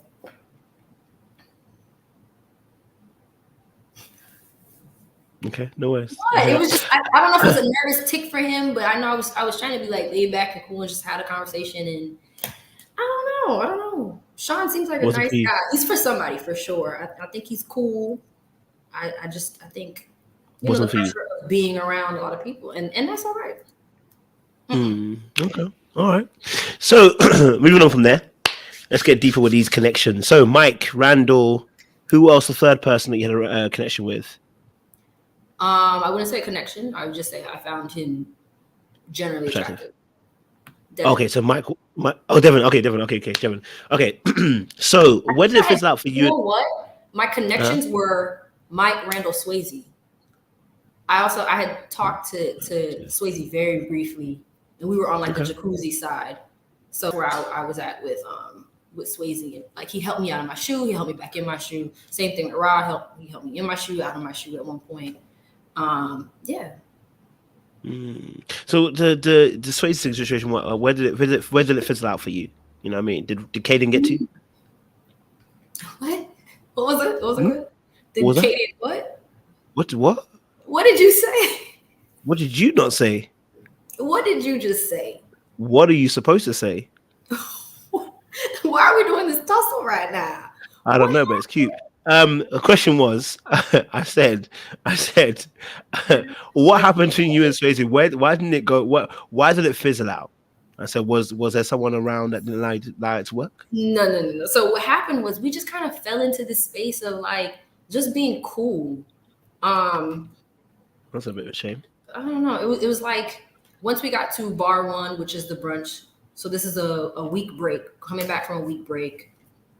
I'd already been talking to Ra every day from on and off. And then, we get to the brunch and Swayze and I talked for a little bit. It was a quick second. And then kind of we get moved around and placed in different places, different scenes for where we are. And I noticed at one point it was Kay, Zoe, Swayze, and myself. And we're sitting down and we're hanging out. And it's kind of like, I saw how he was looking at her and kind of moving in. And we were just having playful conversation, just everything. And just, I'm asking him a little bit more questions. And I'm realizing like, when he's single. He's out there. And respectfully, do what you do when you're single, And I like that he was open and honest about it. And then at one point, I don't know how he ended up behind Kay, but I just saw them like organically come together. And he kind of even stated out loud, like, I'm trying to find out more about Kay. I'm like, okay. So their actual organic, like magnetic push together, I watched in front of my face happening. I was actually the person who was taking the pictures, like those pictures that are done from bar one, where he's like, he ends up like wrapped around her, and I can see she's kind of hesitant, like, because Zoe was her other connection, and he was right there.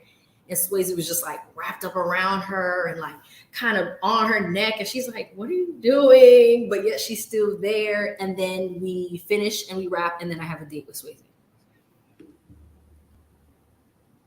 At that point, we've been joking with each other. It's definitely, I describe it as like a Pam and Martin situation. Like, we're not, and I had already just seen the way they were, and I'm sure he saw too, because by the time they basically drive us to our car. So we get to the garage, and I see Mike again, because I hadn't really seen him much at the bar one situation.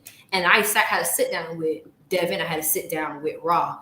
And Ra and I were close, and Mike never came over or anything like that. So once I caught Mike in the garage, I was like, Mike, let me get on your back, and like jumped on his back. So I don't know if Swayze saw that, but I don't know. I just already could tell he was feeling K in a way that, okay, I'm not gonna be number 2. Okay. So obviously then taking Swayze out of the equation now, because we know that had to fizzle out. Okay, so you got obviously the Mike situation and Randall situation. Yeah. Let's talk. Let's talk. So just real quick, we can guess. I guess you can give us a real quick summarization. Okay. You and Mike's situation. Was there? I know there's attraction there, but was there anything really going on there, or was that just a quick fizzle out as well? With who? Mike? Mike and I were cool. Like, what happened with Mike is Mike was really mad about the what was the word? What was the word they used? The kid situation, like what happened in the ladies' lounge? Oh, the baggage situation where he's the baggage. And he saw me, he was like, come here, let me talk to you. And I was like, what did I do? He was like, don't ever let me hear you say it. And I was like, it wasn't me, Mike. And then when we had to sit down at a group date, so the bowling date, he and I sat down twice. And I talked to Zoe that time too.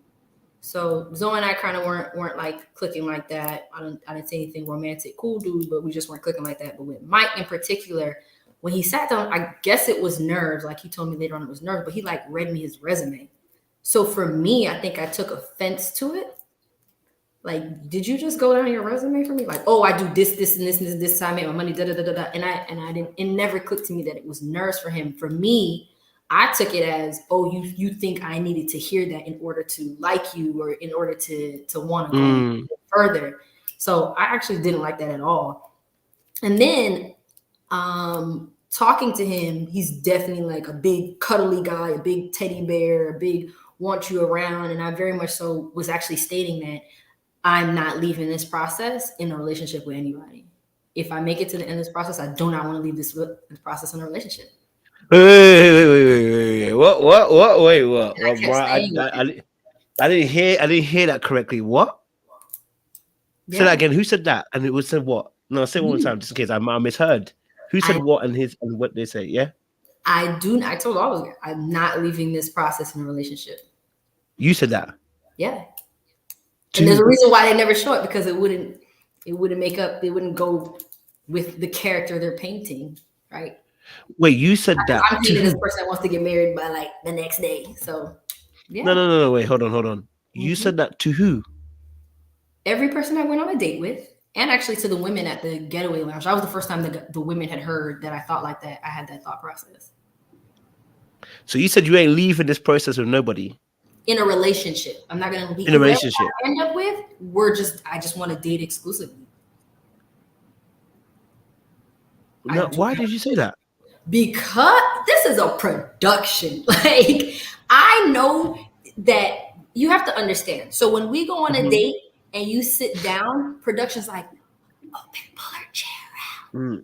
And you just hear small, still voices directing the men on what to do. Okay. I need to know, when you come out of this, are you actually a chivalrous person, or are you just doing what production said?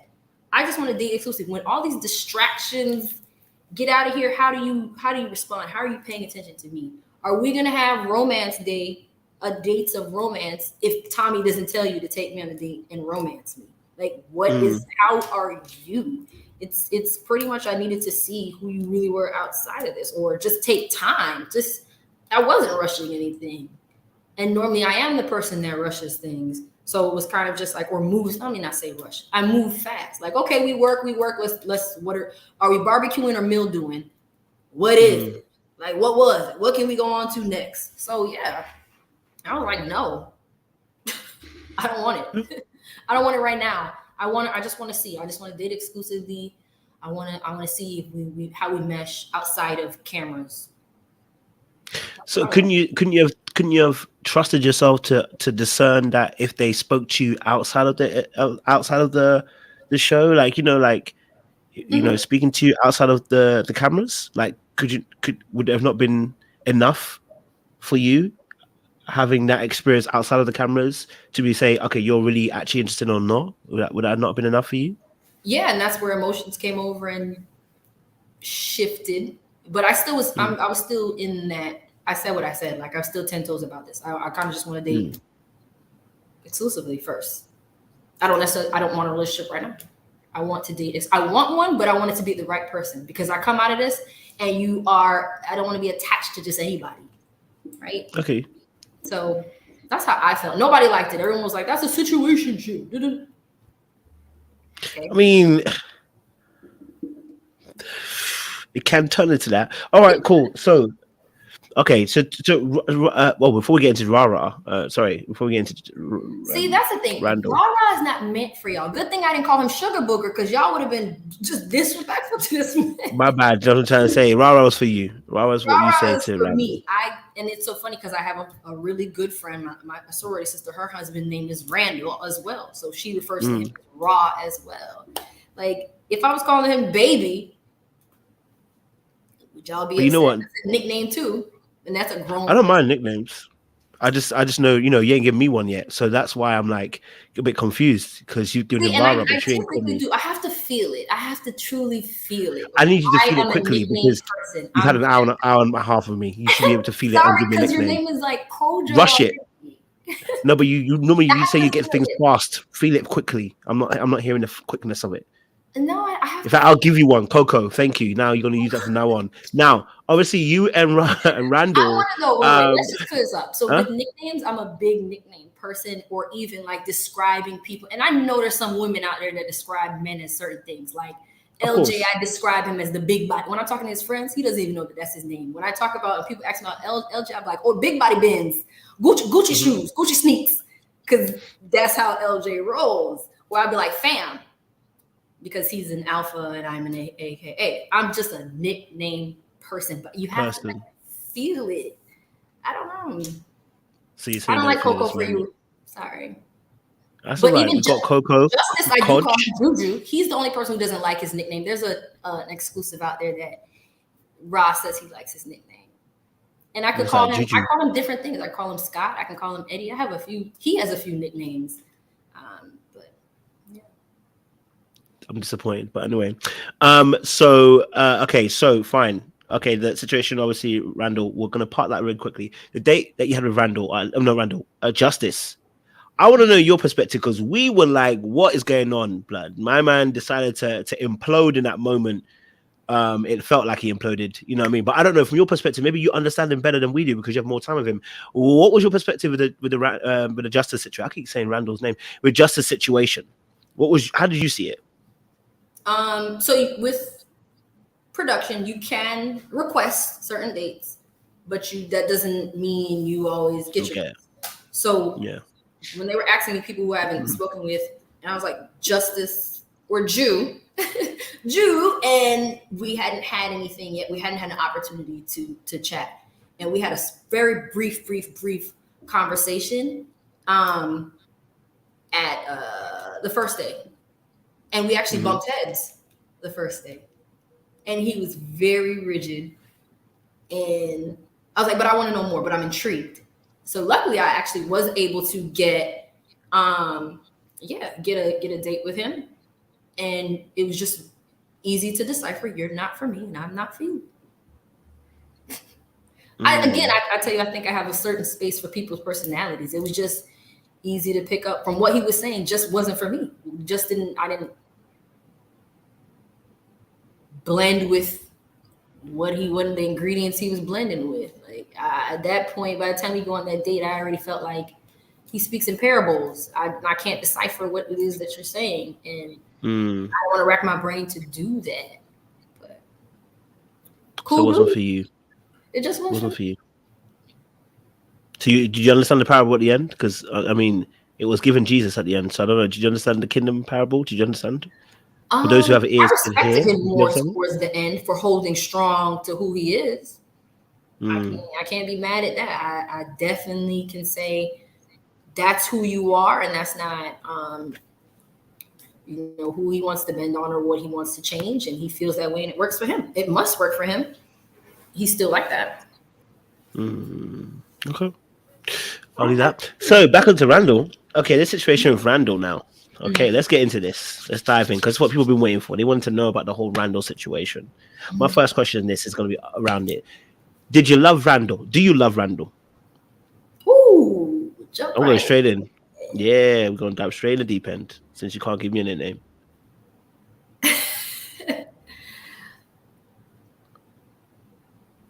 I love Randall. There is love for Randall. There's love for Randall. Were you at any given time in love with Randall? I think it's slightly different. I'm learning this now. Yes. Okay, so you were in love with Randall. What do you, according to what you've heard from Randall's lips and tongue, his mouth has uttered it. You understand? His lip and tongue has uttered it. His teeth have come together and said it. Did he love you? Yes. And he said those words? Correct. When he said those words, I love you, what did it mean for you? That when he said, I love you, what did it mean for you? How did you interpret when him saying, I love you? I want to understand where you're coming from. I think initially it was a feeling of we have progressed to this space and where we are. And as a human, the time, affection, support, and everything that you've given is, it's at a space where love is.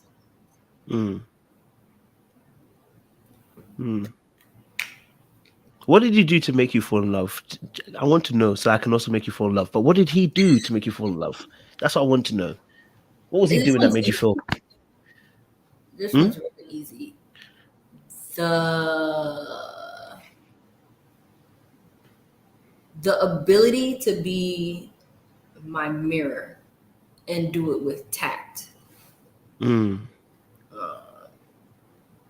ability to say there's areas that he's not strong in, but those areas that I'm strong in, he appreciated and it blew in my ear.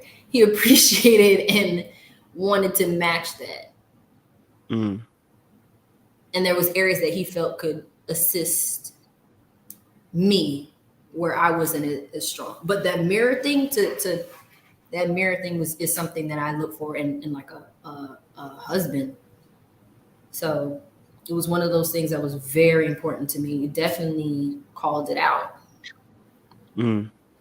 Called out some things in me that you can only get from a relationship, like two people paying attention to you and saying, look, this is where I see areas like the way you respond seems like X. Like, oh, you know what, you're being self-sabotaging here. Or, hey, you know what? Like, you can be a little bit more vulnerable with me. I'm going to support you or be, your partner in this.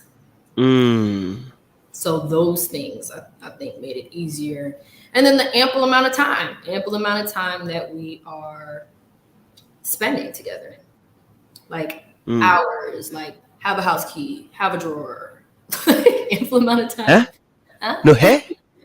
Eh? No.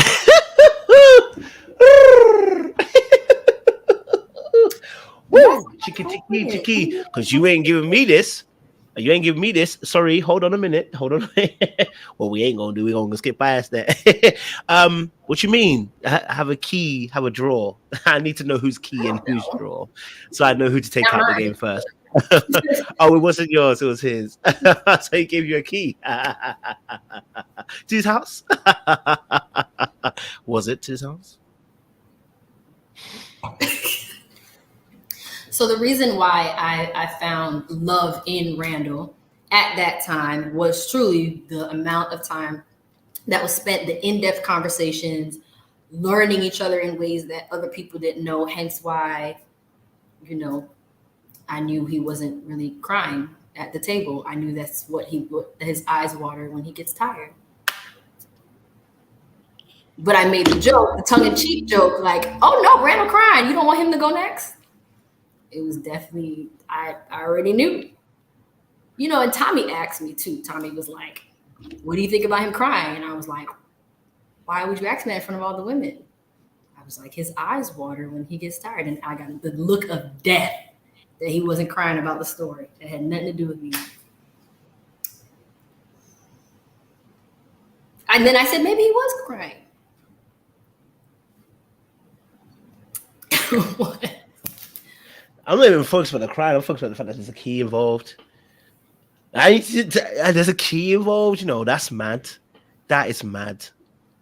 Oh, about my feelings. So, wait, sorry, we have to go back. So my feelings around love. So telling me that like you're going to be my partner and then showing that consistently, I didn't have a break in our conversation or a break in what he was showing. Like a lot of women probably noticed there's a lot of men out there in the dating pool that are just inconsistent. Like, how are you consistently inconsistent? I didn't get that from Randall. He was definitely just, he was there. He was in it. So he was there and everything. Okay. I don't know, sis. Okay. He says it was production. I don't know. Okay. So we got key to the house. We got him not crying, really. Okay, his eyes were tired. Okay. All right. Fair enough. Okay, so that's what you said. So okay, this olive juice situation, talk to us about that. How did that come into play? That seemed, because for us it felt a little bit soon, but it might not have been based on what was happening behind the scenes. I'm sorry. You know what I mean? That's okay, baby. You're good.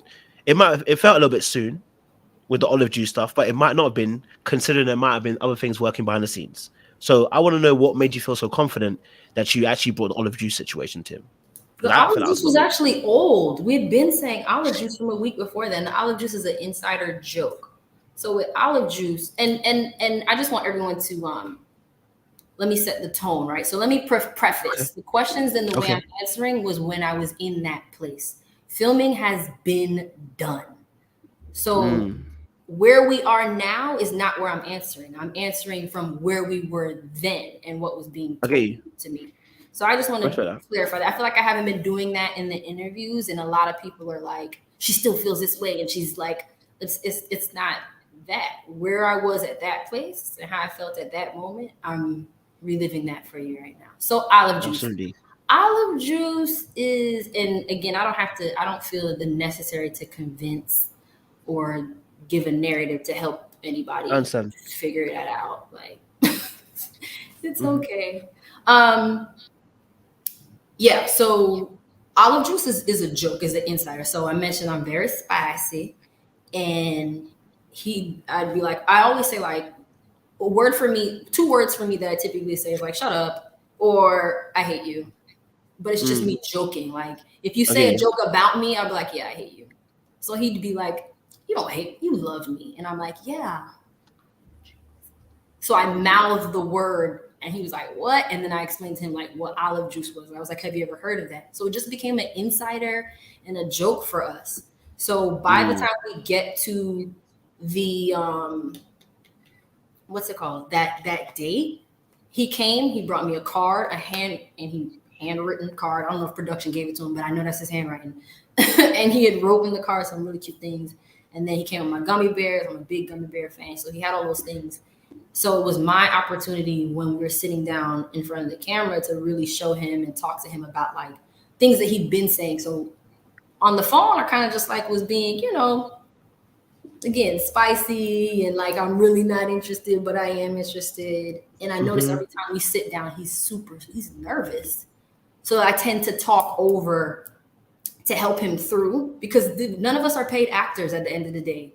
So I could tell when he was definitely nervous and when I was nervous. So I would just perk up and start talking. And he would talk too, but you don't see any of that. But anyway, so olive juice was something that we definitely just were already talking about and already saying. And then when the lady was like, what do you want to put on the candle? And I was like, olive juice. It doesn't come off that way. That's just Rod's face. That's just how his face is. So I could tell he's like, what? You did that? So it sounds like that if you don't know him and you don't know the experience. It sounds like, why would you do that? Plus, he just looks a little dry sometimes. But I know he's like, oh, crap. It's the same way he responded when I was like, yeah, I'd kiss you in the mouth on camera. I'd do it. Because before, which you don't see our dates, I'd only allow him to kiss my forehead. So it's the same facial expression. So I knew he was like excited about it.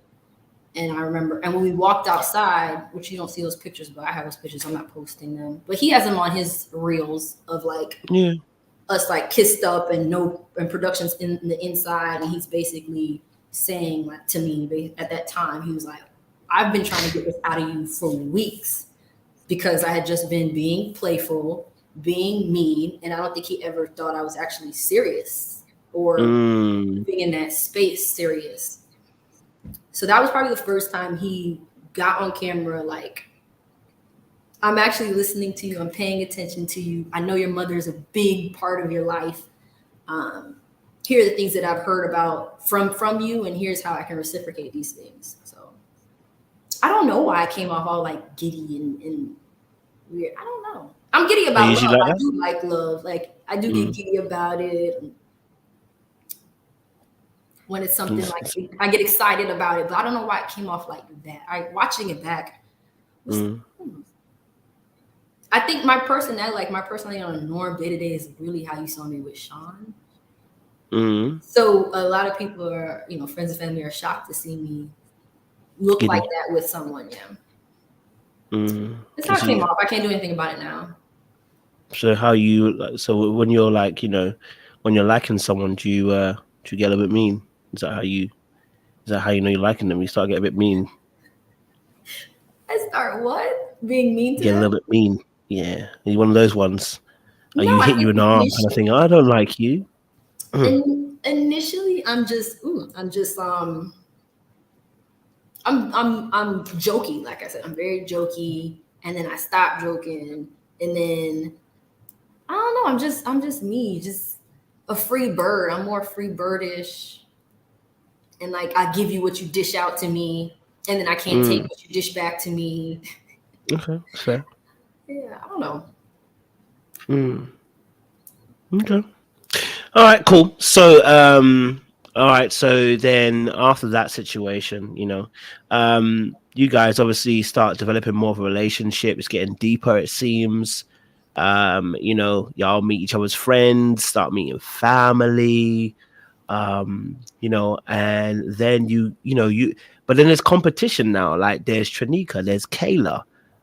Before we get to the house situation, I mean, how did you feel about the other women being involved with Randall? Because at that point, that was the only person you're territorial.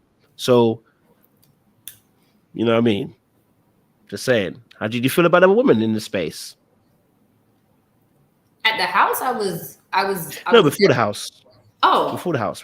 Like, how did you feel about women? Because before the house, specifically Trinika and Kayla. So out of the women, again, I feel like I have a particular personality, and also I'm not looking for, friends and things like that. So for some reason, like we never had like massive conversations, where we clicked. Like I didn't know much about them, or honestly any of the women. So yeah.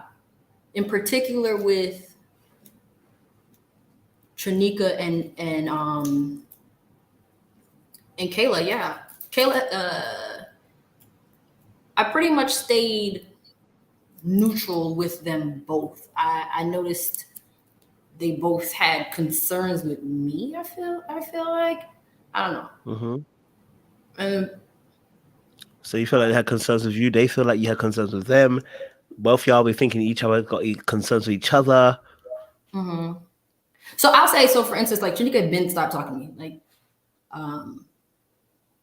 and I know, like most people, Kayla had a problem with the raw. Like I remember when I said, "Oh, rah, my rah," it was like, where do you get rah out of Randall? And it was like, why do you care? Call him Bob if you don't like the name. I call him Steven. Like, whatever I call him isn't anybody else's concern. It's what I call him. Create your own nickname. I don't know. And then with Trinika in particular, what happened? Yes, what happened? I don't know. I think, after the rah comment, I know he got a call from her. Like, I don't care who's claiming you. What we have is what we have. And when we're together, we're together. Cool. And I know when we got to, I don't know, that was her conversation with Ra. She's like, wait. Don't breeze past, baby. Don't breeze past that. There's so much. There's so much. Don't breeze past that. That is not something you breeze past. You understand? Take that again. Give us another take two. What do you mean? From that time, we got into the car. We have to be kind of shuttled from one space to the next. And I know when we got in the car, she had stopped speaking to me. I know we were making a joke about a restaurant, like it was like a Caribbean infused restaurant. And based on the name, I was like, oh, okay, I think this is a Haitian restaurant. And at the time, I didn't know she was Haitian. I distinctly remember a production. She's in front, I'm behind, and I was like, oh, okay, gragu, like I'm saying all these Creole words. Creole, right? You know, just because I have friends that are Haitian and I pick up on the words. And I remember like I was asking certain things and she only spoke to production. She never like addressed me. And then when she got out of the car, I was like, bye. And she like never turned around to say bye. And that was that. And then when we got to, I remember. How did you feel when she did that? Don't breeze past it. There was nothing to feel. Like, okay, girl. I didn't know where it was from. But then later, okay, the call was like, well, people are claiming you. Okay. That was it. I know when she saw me in coming into makeup. She had reached, she's like, hey girl. And I kind of just looked at her like, no. And I think from there that was that. And then why did you say no? Why did you say no? It's like you wasn't trying to hug me 2 days ago. Like, don't because then where we get makeup and hair or they do touch-ups really, is where audio and where video is. So it was just, I don't know who that was for. It wasn't for me though. Or maybe she had gotten over it. Either way, I had already felt away. It was just like, no, stay 10 toes down in that. Keep the same energy. And I think she kept the same energy for the rest of the season. Okay. Sorry, I work in corporate. I can work with people who I don't have any feelings for. Like everybody's Casper the Ghost at this point. And I don't dabble in that world, so I don't see ghosts. Okay. So you felt like her energy was towards you was off. Yeah. And that didn't, that you just brushed it off the shoulders like your name was, who, you didn't, it didn't affect you, you know what I mean? It was just, I just knew what it was. I knew what it was. And anytime I was around her, like glad they caught the clip, like at the all white party, like I sit down and I was like, oh, because she was drinking something. I was like, where'd you get that from? And she was like, it's over there. Thanks. Tiptoe and get my little drink, my little beverage. And I got it from where they were. I don't know. Okay. All right, cool. Was that the end of you and Trinika's interactions? Do you feel like? Because she mentioned something about you was at some window or something, but she said you was like. Right. And I really hope production is in here because if I'm lying, I am flying. And it's like, y'all let that girl play in y'all face. Like, if you believe that, you fell for that. Like, oh, tell us your side of the story because you said she was at the window. I cannot. And I don't want to get into that, but honestly and truly, like, these people can, like, you can be a whole fiction writer. I want them to dabble in writing fiction stories. Because Abby? I think that is the worst part about this. Like, I should be able to come on here and talk to you about how I can improve as a person and grow as a woman based on what you all have seen as viewers, right? I can take what you say and I can take it as a grain of salt because you all weren't there. You can only see but so much, right? But then I can also be like, there's something I can learn about me and grow as a person from what you all are seeing, right? That's where I want to be. Not discussing made up narratives and imaginary stories. And let me just tell y'all, and I'm about to get emotional, I'm sorry. Had I known that these people had all that in their chests for me, for little old me, I would have put Randall on a plate and passed him back to y'all. Like, had I known all of this was going to come from that, like these made up, fabricated stories, you don't do that. And if I'm lying, I am flying. There was never a point where her and Randall were on their date and I even saw where they were. A lot of us didn't even know the date was happening just right outside the home. We thought they went to go get food. They were being, I imagine them getting on a boat and being fed a cute dinner waterside. I didn't know they was doing whatever they were doing. Like, as far as like this, I don't know. And I can start calling out production names, like all of production and audio. If y'all are here, if you are in production and audio, Dawn is the makeup artist. She was at the house.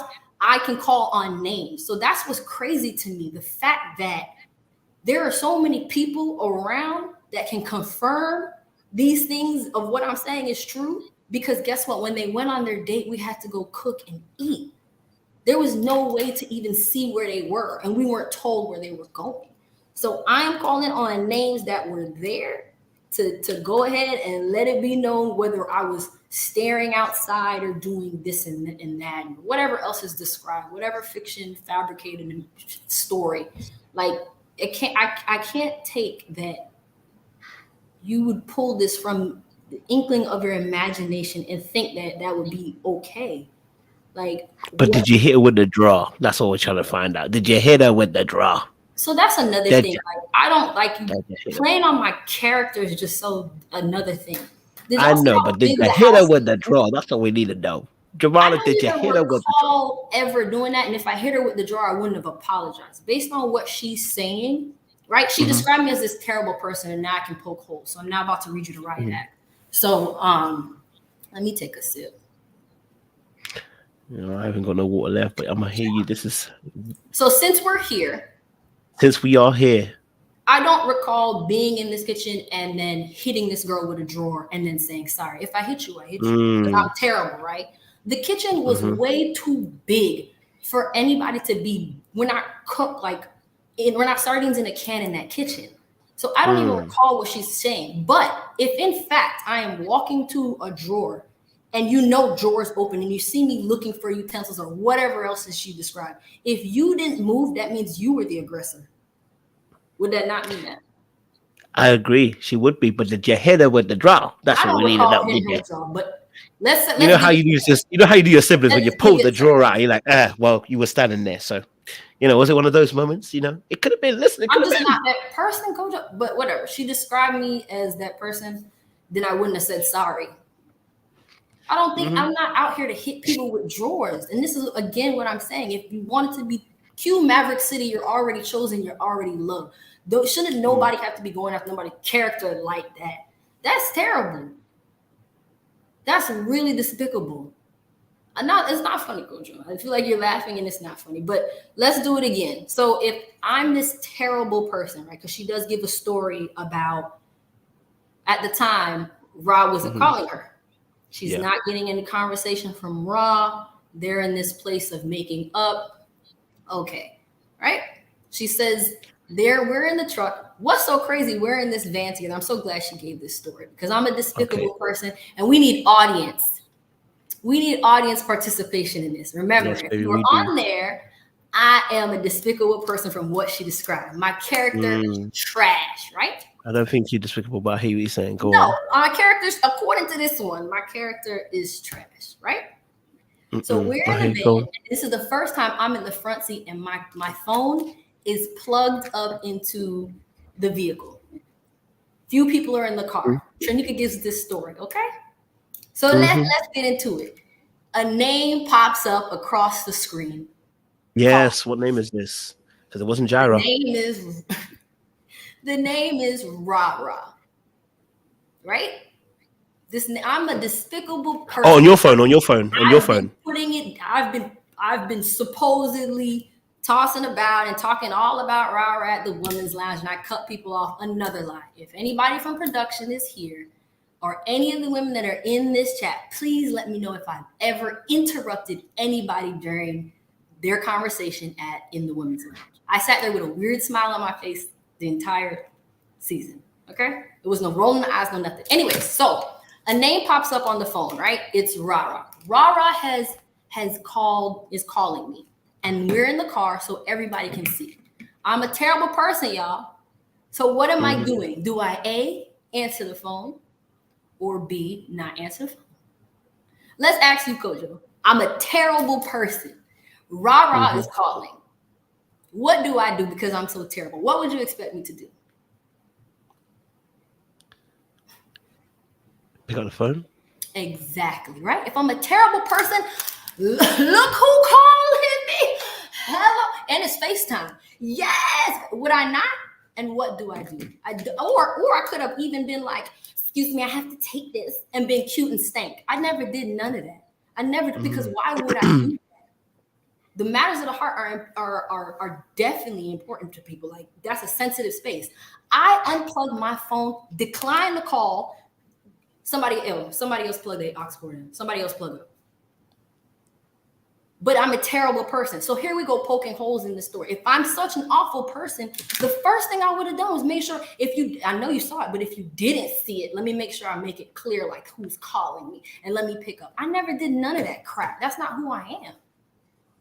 Again, we can find production names, Amy, Simone, we can call these people by name, because these people don't even necessarily like me like that. They can speak to whatever it is that she's talking about is not true, doesn't even describe something I would do. But I'm a terrible person.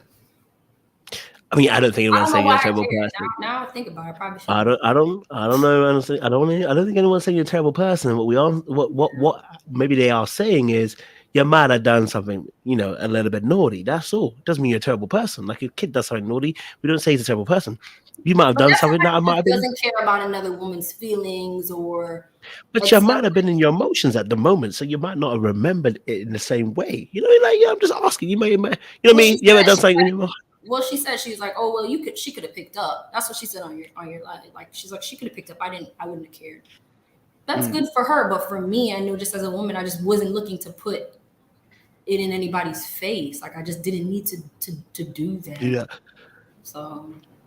I mean, I get that. And then look, if the drawer situation, I can't recall. That's such a small detail of the whole weekend. Like, I'm not purposely hitting nobody with no drawer. And I know for a fact, if I hit you with the drawer, I hit you with the drawer. I meant to hit you with the drawer. You wouldn't have heard an apology out of me. Who are you? Carol City, come meet Kingston. That's what she said. She said you didn't apologize. She said you didn't apologize, didn't she? From what I heard on the live, she said I was like, oh, sorry, is what she said. Oh, okay, yeah. Would you have done that? No, if I hit her on the drawer, if I hit somebody with the drawer and it was an accident, it's an accident. I wasn't trying to hit this girl with the drawer. And again, I don't even recall opening a drawer and hitting her with the drawer. From what she's describing is something that she's held on to and has placed it in a space to say, I did something to her and this justifies it, versus what stuff she actually did to me. And I was like, girl, what? Like, in her face, I said that. Which we don't need to get into. It was something where, like, we were supposed to do walk-ups for production and she didn't say anything. And I actually was driving home and even production was like, why did she let you leave and go home? So when I came back, I don't know why she was still there. And I saw her and I was like, and she was saying something. And I was like, girl, what? And I walked off from her. Like, you know what you did. But again, none of that mattered. It wasn't enough for me to be like, oh, I'm gonna go hit this girl with a drawer. I mean, it can happen. I'm not saying it is. I'm not saying it is. She said, before you shoot me, I said it is. I truly apologize for hitting you with the drawer. I don't know what to do to make it better. These people already have this in their chest to me. I'm not saying it is. I never said it was. I was just asking questions to kind of see where it was. I'm not saying it actually happened. You know what I mean? In fact, most people in the chat were even saying they don't really believe it. So, you know, you look. You know what I'm saying? Focus on here, babe. It's me and you, babe. Okay? It's me and you. All right? Don't worry about the chat. It's me and you. Okay? Yeah? I don't know if you notice that your eyes smolder when you're a bit, you know, frustrated a little bit. Eyes smolder. Yeah, because that's just, again, I feel like nothing wrong with that. You look hot when you smolder. That's fine. And pulled from the inkling of your imagination of what occurred. Okay. I just that's can't. Cool. Okay, that's cool. So, get into the reunion. No, I mean, I won't want to. We get not the reunion. Sorry, get into the house. Don't worry about it yet. Don't worry about it yet. They gonna do what they gonna do. Get into the house. Mm-hmm. Did Randall tell you before you got to the house? Did Randall tell you before you got to the house? Did he tell you, I'm getting to this house, I'm gonna let them know that it's a me and you thing? That's what I want to know. Before you got to the house, before you entered that White House, did he say this is me and you thing? Because you know that's something I would have done. You know, I would have never left you hanging. But did he tell you that it's a me and you thing when he entered into the house? That's what we're trying to find out. So the conversation he told you had before, and honestly, I was just asking him as a joke, like, "Oh, well, where are you sleeping?" He was like, and we were talking about it. He kind of was getting frustrated, like, "Where else would I be sleeping, girl?" Is what he said to me. And the thing was, I already knew. Wait, say that one time. I just want to make it. What did you say? Like, where else would I be sleeping? Like, oh, well, what rooms are we gonna be in? Like, where would you be? Where are you gonna be for the room? And I'm just again being tongue in cheek, being passive aggressive with him. And he's like, where else would I be sleeping? And you already know I already tried to friend zone Trinika. So Randall's already said this and the only reason I'm bringing this up is because he's already said this in his other interviews. He went to friend zone Trinika weeks prior to. So he already friend zoned her before the house. No, he didn't get a chance. Production told him no. They had a date. Oh, production told him that he can't friend zone her. Okay. He was just like, "What do you want me to do?" Okay. But I mean, Trinika said that would see that he said that he was feeling Trinika.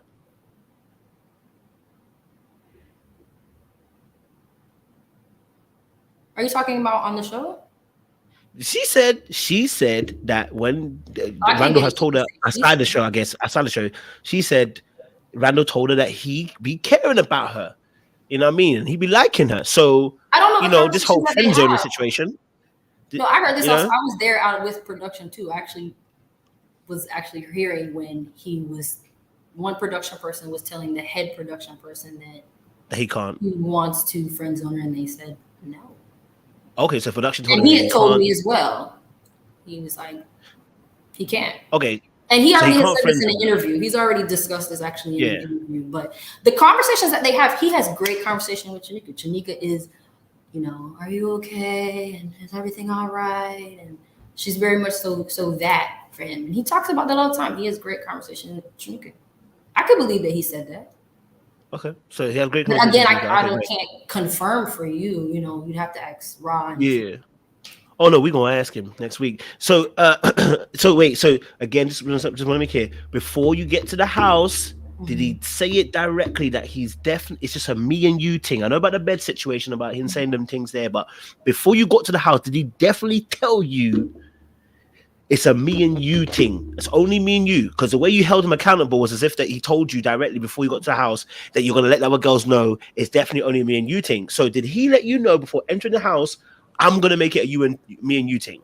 No, that wasn't the conversation. It's kind of like an obvious. Okay. It was an insinuated, like, this is what is happening between us. So he texts me while in the house, like, hey, don't worry. I'm upstairs. I'm going to let Kayla know now.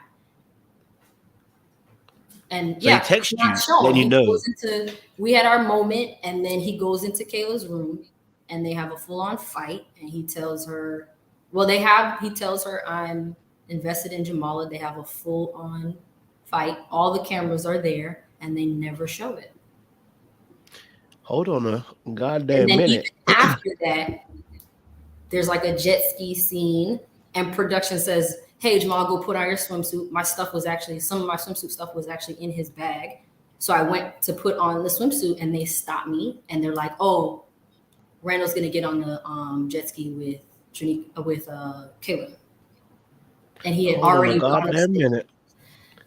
I don't know the games that they play, man. And so I feel like that dabbles in your emotions as well. Like, what are y'all doing? Y'all are taking it too far. We ain't gonna go past that. We're not gonna go past that just like that. First off, let's start from the beginning. You said he texts Kayla. No. He Yes. texted me. The he text. texted you to let you know that he's gonna have a conversation with Kayla. Yeah, he's like, don't worry, I'm going to Kayla's room. Don't be alarmed. I'm in Kayla's room. Okay, is this before or after you confronted him about his behavior? Oh, this was after. This So was literally after he right after. This is literally like I believe it's right after the disagreement. Like there's a whole thing with all the cameras. Like it's a whole like. So this is after you guys had your moment, you know, where you had a little argument. That's when he texted her and say, "Hey, and we'll talk to Kayla and get it sorted," basically. Right. Okay, like I can't do this 3 people thing. We can't do this 3 people thing. But you got angry. You got frustrated before that, isn't it? Yeah. About him not. That's what I'm saying. The so whole thing, like the walk-in, yeah. from the walk-in to the jacuzzi, which is cut short, and then there's a whole ping pong thing happening, and production wouldn't let me get up from the ping pong thing. Like the scene was set, and they wanted me sitting right there, and I was like, "Yo, I'm tired. I already told you my stomach is hurting. Like I've taken a random medication drug from someone because I'm in pain. I need to go lay down." And it was like, "No, just sit here, friend. Just wait it out, friend." So that they could position me right here while they're playing ping pong. And I'm like, let me go lay by the pool. So all of that happens in the beginning, from the beginning. But you miss a lot of it. It's edited in a weird space. Okay, so hold on. So we don't really get. So you're confirming that at the beginning, before you get to the house, y'all don't really have that nailed on conversation. That it's definitely going to be you two. It's something that happens as we get onto the house. Mm-hmm. So when you confront him on the bean bags and you tell him that the bean bags are outside when you're outside by the pool or whatever, and you say to him, "Brother," basically, I did bring up the conversation. Like, okay, so what is this? Because I wanted to be like, what are we doing? Like, is this a bay trip? And the way he spoke to me was like, why are you even what he said was basically, why are you asking me this stuff? Like, you know what it is. But he wanted to do it on his own time without any type of. But did you know what it was? For me, it was too much. Say what again? But did you know what he said? But you know what it is. But did you know what it was? Yeah, I did. How did you know what it was? We were already saying I love you by that time. That was the time that we were saying I love you. We had gotten to that space of I love you. We had gotten to that space of you're where I spend my time. I'm not interested, and I'm choosing you. And I'm like, I'm choosing you too. I think we forget that space that we have to choose each other. It's not just all men, a man choosing you. I have to say, I want to choose you too. So we had gotten to that space before the house of I'm choosing you. That's where we were. But that was happening. That I choose you conversation before the getaway house. So I choose you before the getaway house. Then you get in the house, and then this with you. I'm ending this with you. So then, are his exact words too. So that's not you should know. It's these are his exact words. So if then he's obviously going to end the thing with you, why then do you get pressed? Panini pressed. I was irritated. Yes. I was extremely irritated. Why? Yeah. So I'll tell you what. So like I said, it was just a lot. And remember, you asked me, do you ask for help?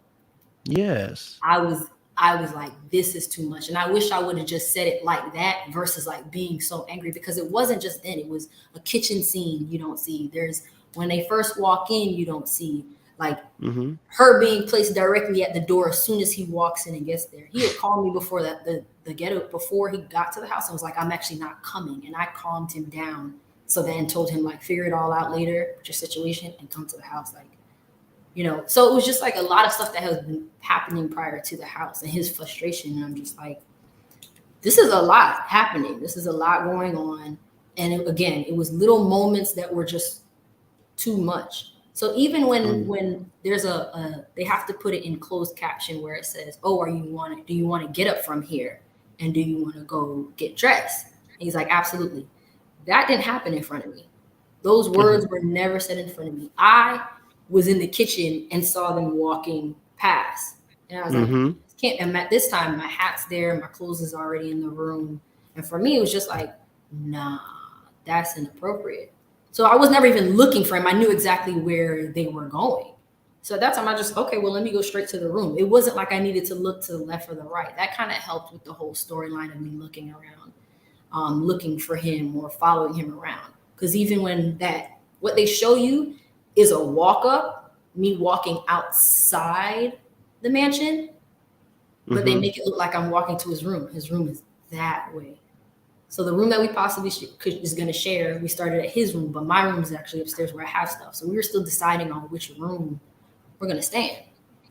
So by the time I'm like, nah, you just can't be like in the room. Hopefully she's outside the room. Like, and once I saw her all on the bed, I was just like, nah. And I think you just have to think as a woman, like just being real. This is a person at this point you say I love you to. This person you spend a lot of time with. What woman is letting somebody lay on the bed? Like, let's be very clear. For me, at that point, it was to hell with this process, and it can go to hell with gasoline draws on. Stop playing with me. Like, I don't want to do this process anymore. Like, I'm up here. So, but you didn't want to leave. You didn't want to leave with anybody. Remember, you didn't want to necessarily leave in a relationship. You wanted to. That's not what I said. I wanted to, I didn't want to leave not in a relationship. Yeah. So can you hold somebody to something if you're not in a relationship?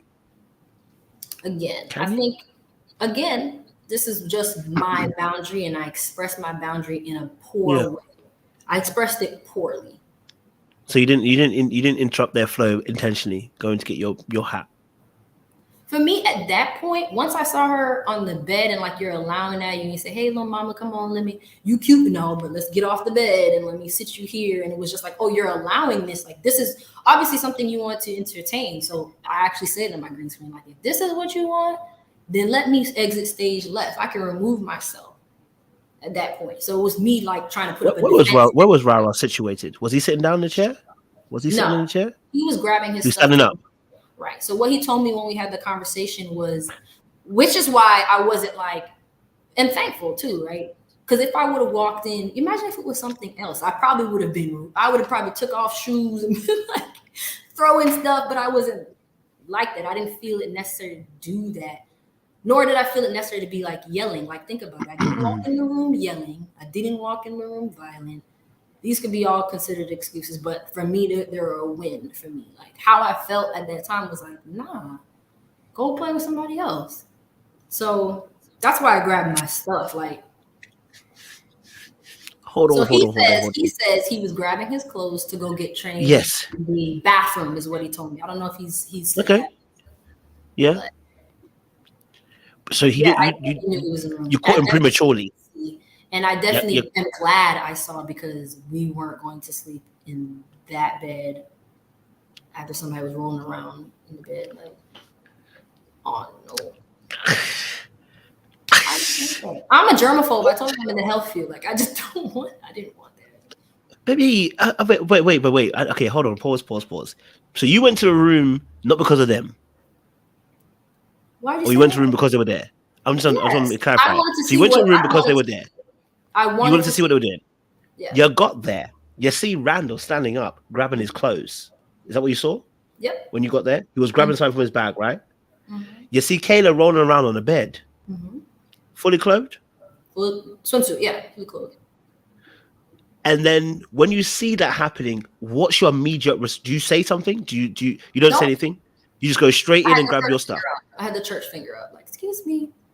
And you're gonna grab your stuff. So at that point, when you grabbing your stuff, why are you grabbing your stuff? Because you didn't come up there to grab your stuff in the first place. Good question. I grabbed my stuff because I felt like being in the room that we were possibly going to share, for me, was a boundary. It's just a boundary I have. It's similar to, it's just the way I wanted to end the show and not end up in a full-blown relationship. Let me just take a little bit more time to see how you are. It's the same way. It's just what I had in my mindset. Like, I think that someone being on the bed that we are going to lay on is just too much for me. And I know men and women see it differently. Maybe other women see it another way. I just can't. No, they agree with you the roll in the bed part. I don't really care, but they agree with the roll in the bed part. It was a lot. I can't think of a woman who'd be like, yeah, the man I love, I let, whomever roll on a bed that we're going to like be on top of the bed, period. This was just, I don't know. And there's things that he could have done. So I'm not even faulting Caleb. Shoot your shot. It was more of like, you're allowing this. You have said this. So maybe we need to shift back into just being friends. Respect. I'm out. But at that point, and one thing I think at that point I probably should have just left or had the conversation and seen where his head was at and then just dipped. Okay. And cried in the car, cried in my foreign. That's fair. So then, obviously, the conversation between you and Randall, where you have in the bedroom after. I don't like this. Like, he wasn't your man. Like, I think at the end of the day, if we're talking about a situation where y'all are saying "I love you," right, and y'all are just talking about basic respect level. Basic respect level is me leaving. You absolutely can say he was my man, because if he was my man, I probably would have been handsy at that point. Like, if who knows what emotion would come, like real crazy emotion pop out. Like, you know what I mean? If I felt in a way that it was super, I could have saw red. I feel like that's what saved me from even having any words. I didn't even have any words and say like, girl, get up off my bed and I'm going, like, that wasn't my reaction. I think I'm getting a lot of slack for being like, let me remove myself from this. Yeah. And so I think it's because you could have got your stuff after. You could have waited till they finished, then grabbed your stuff. Yeah, that's just true. Very true.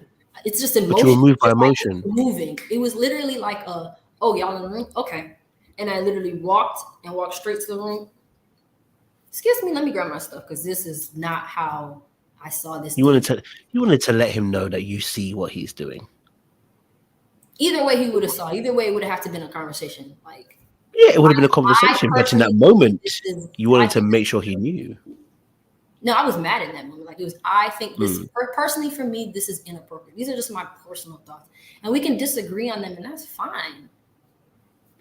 Don't worry about them. It's me and you, babe. Listen, candlelight dinner is what we're doing now. Okay, you see when you smile like that, beautiful. So obviously, okay, following that situation, right? Okay, the conversation you. By the way, I want to ask this question. Okay, don't worry about Deem. Don't worry about Deem. Yeah, because I know what I did and what I didn't do, so it's okay. They're moving mad. Don't worry about Deem. Now, obviously, me and you. Okay, so let me ask this question though. Why are we saying "I love you" and we have not got a relationship? Why are we seeing that? Man. That's what I want to know. You can't say "I love you." Yes, why? Why are you saying "I love you" and you're not in a relationship? You don't have commitment, but you're saying "I love you." This is very strong words.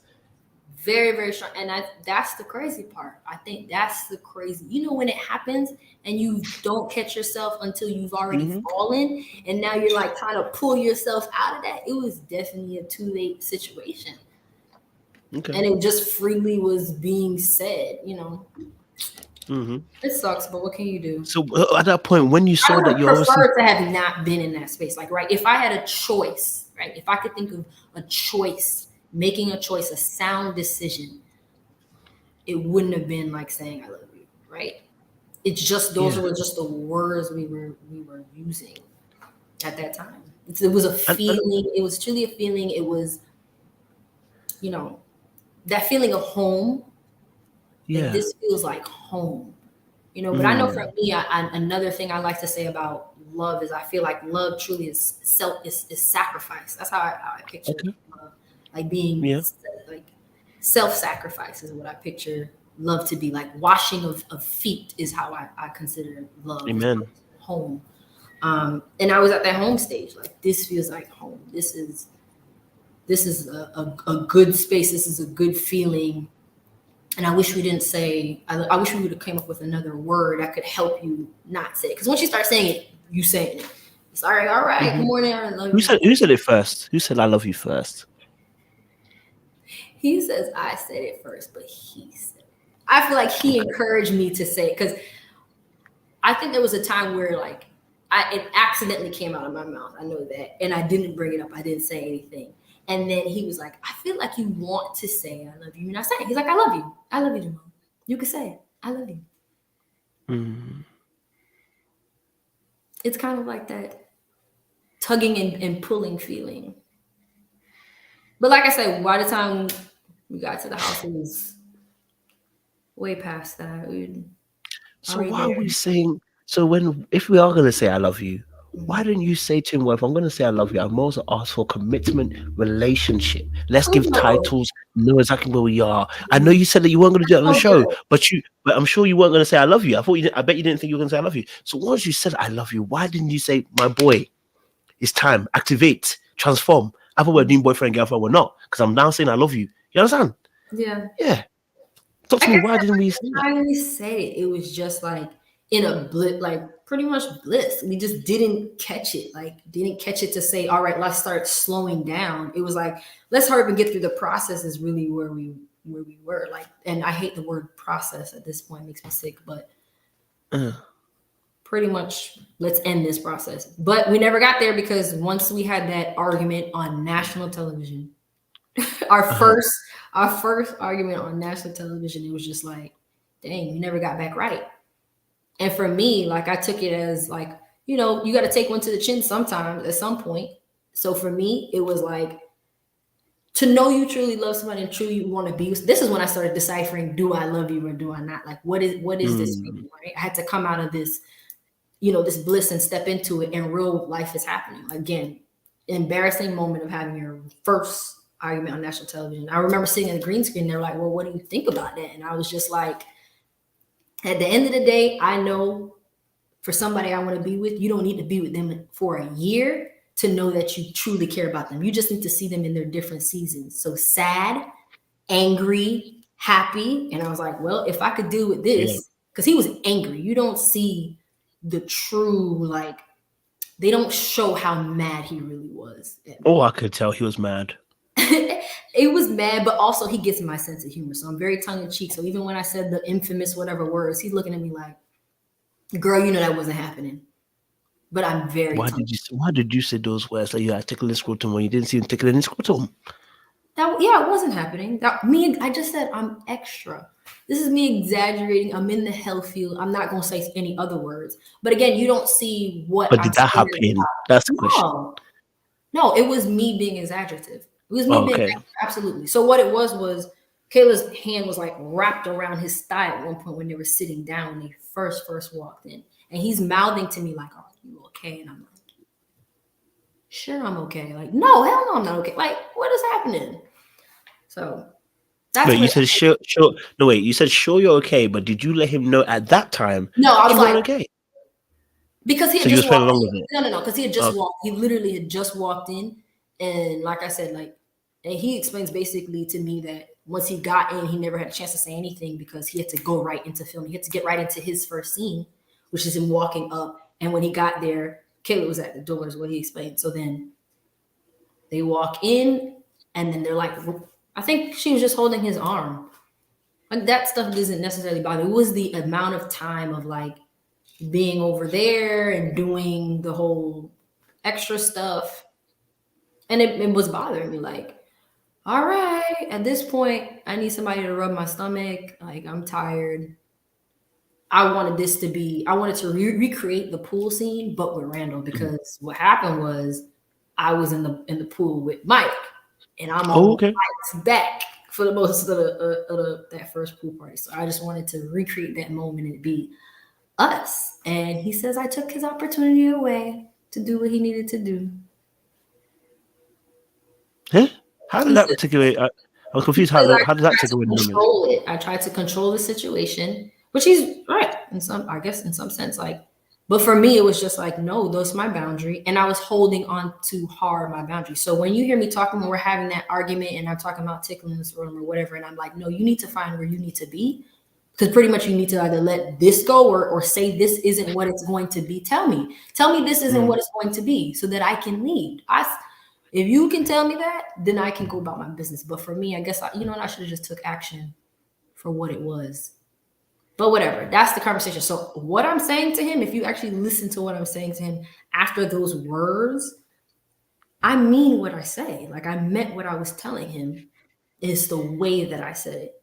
And then the next morning, when I'm like, okay, well, what are you doing? Is it me? And he says, he actually does say yes. And then he asks me, do you think these women care? Yeah. Yeah. Whew, this is a lot. It was a lot. That house was absolutely a lot. It was exhausting. Like I said, I was in so much pain. Somebody from audio had to give me a pain pill. Somebody from, or I don't know, was she visual or audio? Somebody else had to run out and go get me Pedialyte. Thank you if he's watching. I appreciate you. Like, I was really messed up. Like, I was done. I truly was done with this process. Like, the word process for me was a wrap. And I wish I was in a better space to have sat down and had a conversation and been like, I need to know now what we're doing, because I can't do this.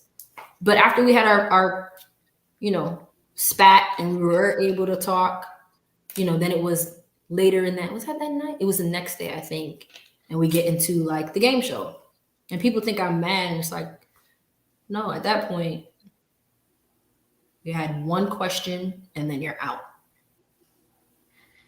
Mm-hmm. So I was out. Like, what can I? At that point, I'm a sane person. At that point, what can you truly do? You're out. I'm not gonna win the game. Get back in the game. It was his time to spend with Trineka, because she won the game with him. Yeah, she won the game. Yeah. So did you guys talk before he went off on that little date? No, because they had to go like immediately. I thought they were going to dinner or something. We then needed to finish cooking. I think Kayla's night cooking. But I know some of us were like helping, and then we had to eat. We were starving.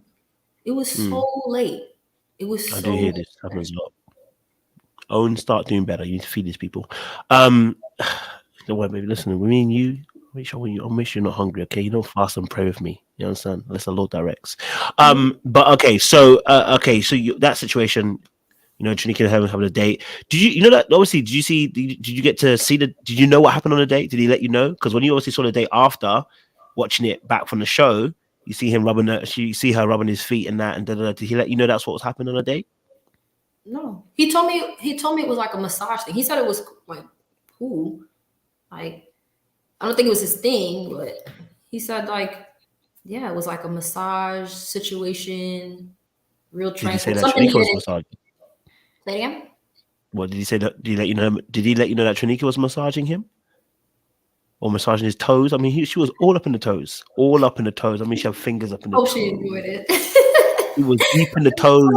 You know what I mean? He gave me a brief description of how the date went. Like, it was him and Trineka. It was very like romantic. So I had imagined, I didn't ask those questions. So I was like, he said it was very romantic, like a romance type thing.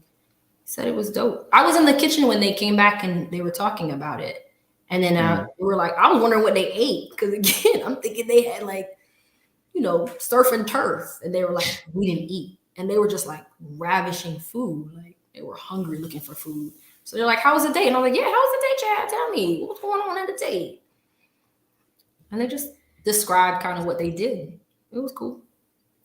I'm just surprised, obviously, because obviously at that point you guys are like connecting, so I'm expecting. No, at that point we're still mad at each other. No. We still are. No, but still, you're gonna see it on TV later on. Like, this is you know what I mean. Like, if you don't let people know what's happening, you go and see this on TV later on. Do you know what I mean? Like, if you see someone's hands all up on your toes.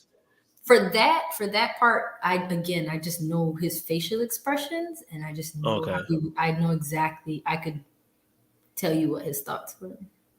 And I was okay. I don't know. What did you get from the scene? I don't know, because everybody has a different viewpoint. Like, insane. No, I didn't really. I didn't really get much of a thing. I just saw that she was I saw her touching her toes. I saw that she won the date. She won the date because she won the questions. That was really it. You know what I'm saying? Not really nothing crazy. You know what I mean? I didn't have much to say on that particular part as well. So yeah, I won't say much on that. Reunion. Before we get to reunion, in between, I would say at that point, because the reunion is filmed obviously after. I mean, it's filmed after, but you only get to see like 3 or 4 episodes before you guys get to the actual reunion, and you get to see a part 1 or 2 clips, whatever. Right at the reunion point, you got what from the end of the show to reunion. What is happening to your relationship? Yeah. That's all I want to know. From the end of the show to reunion, because he chose you. So when he chose you, were you guys good now, or were you not good at that point? So you weren't good, but he chose you because that's what you said you're going to do. Okay, and so what happened after that? So after that, what next happens? arguing. So we came out of the house and were never good. Like it was a back and forth battle around like who's going to take accountability where.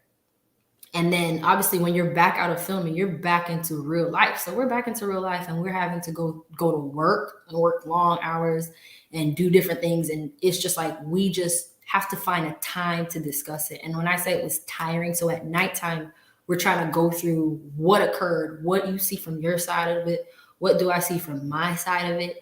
It was extremely exhausting. So at this point, we had to take it in phases. Like some nights we just didn't want to talk about it. It was just rough. It was just rough to see. It's just two real people having a real life moment. Yeah. So y'all weren't good. No, we weren't good. So at that point, when you say you're not good, are y'all? I have to ask this question. I have to always ask because it also makes a difference as well. This also makes a difference in a relationship. Did the Wi-Fi connect? What does that mean? He came to my house. I go to his house. Our Wi-Fi. He has. No, did the Wi-Fi connect?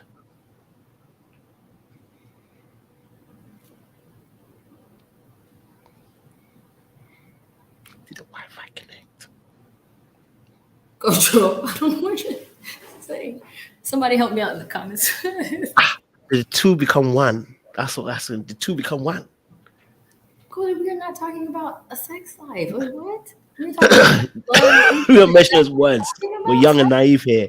We're young and naive here. Thank you, Pamela, because I don't know what Wi-Fi connect. He's talking about young and naive. Did the Wi-Fi connect? That's what I'm saying. Thank you, Diva. I'm not talking about that. That's not what we were doing. That's you see that because you had to set it out. Right, no, because you said we can talk about sex. Then you said you don't answer the question. No. You done said already. You can talk about sex because we're grown. Then you don't answer the question. That doesn't make sense. That's why I said did the Wi-Fi connect? That sounds like somebody else has said. Because it makes a difference as to why. Because we're trying to figure out the intensity here. It's a deep intensity. It is a deep intensity. That's why I said the Wi-Fi connect. You see, if you had said that, it would have been easier. Y'all don't think that's inappropriate? No, that's not. No, how is it inappropriate? Somebody said nope, that's not okay. Your viewers. They say a lot of things. I don't listen to them. They will say a lot of things. If you listen to them, you're even looking at them. You don't even agree with them. You don't even agree with them. How can you ask them to answer your question? You don't even agree with them.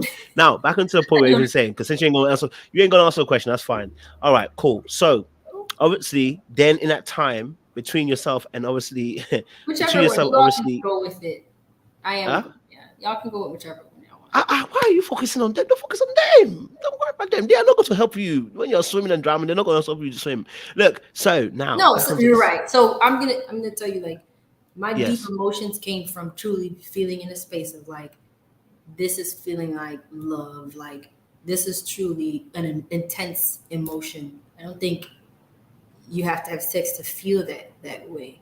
And for me at the house, it's kind of like I didn't feel like betrayed or anything like that. It was just like, dang, I feel like you're lying to me. Like you've been, what was the purpose of all that time? And I could have read it wrong. You know, we experienced two different visions of what happened, what was going to happen at the house, and it's a miscommunication.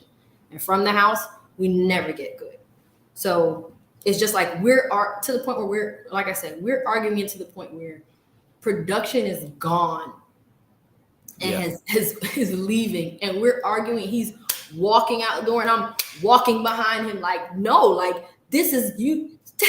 You got to hear me out on this. And I remember Tanika walked out, and I was like, "Girl, good night. Are you okay?" She asked him if he was okay. I'm like, "Girl, good night. Like, this isn't the time for that. Like, this is me and him right now. Like, you know what it is. It's kind of like I knew Brandy was for Mike, hence why me and Mike didn't go anywhere after. I could see it in her face. You don't want to play second fiddle to anybody. You know where your real connections are. Like, that was so intense. Like, I that was probably one of, and look at that. I'm 30. I just turned 34 at 10/22, right?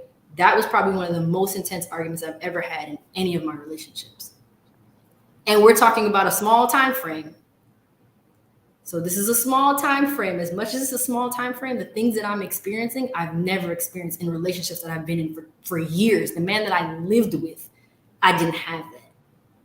So yeah, like if you arguing and you turn away from me, I'm hold on now, you're not gonna walk away from me, like. But you know, there was a conversation. Everybody argues differently. For him, he needs space when things are getting too heated. For me, I'm just like, no, we can talk it out right now. Which I've heard this even in most relationships, right? Everybody, some people need a cool off moment, some people don't. Some people, you have to find your common ground. And again, when you're moving so fast, those are things you miss. Had I known, I wouldn't have said it, gone anywhere. And production saw that. So there we go. Production saw us arguing like that, him walking and me walking. This is where the narrative comes of following him around. So even when you see me exit, like I walk into the kitchen and I walk back out, it's because I realized cameras were there and I was trying to sneak away and go lay down. Like they utilize different snippets to make it look like I'm following him around the house. It was just, and they have teamed up Batia and Bench to come continue on with the narrative. Like if I was following him, I'd tell y'all, yup, I didn't need to look for him. I knew where he was going. I could see it. That's calm. So then the final parts of this. That's all right, baby. Don't worry. You know, it's getting late. But the final parts of this, okay. So, cause you know I can go all night, you know. But anyway, no, baby. I don't do that to you, baby. Okay. That's what she said. It's inappropriate. I can't. Oh my god. I did not say that, but since you said it, you're thinking it. So now,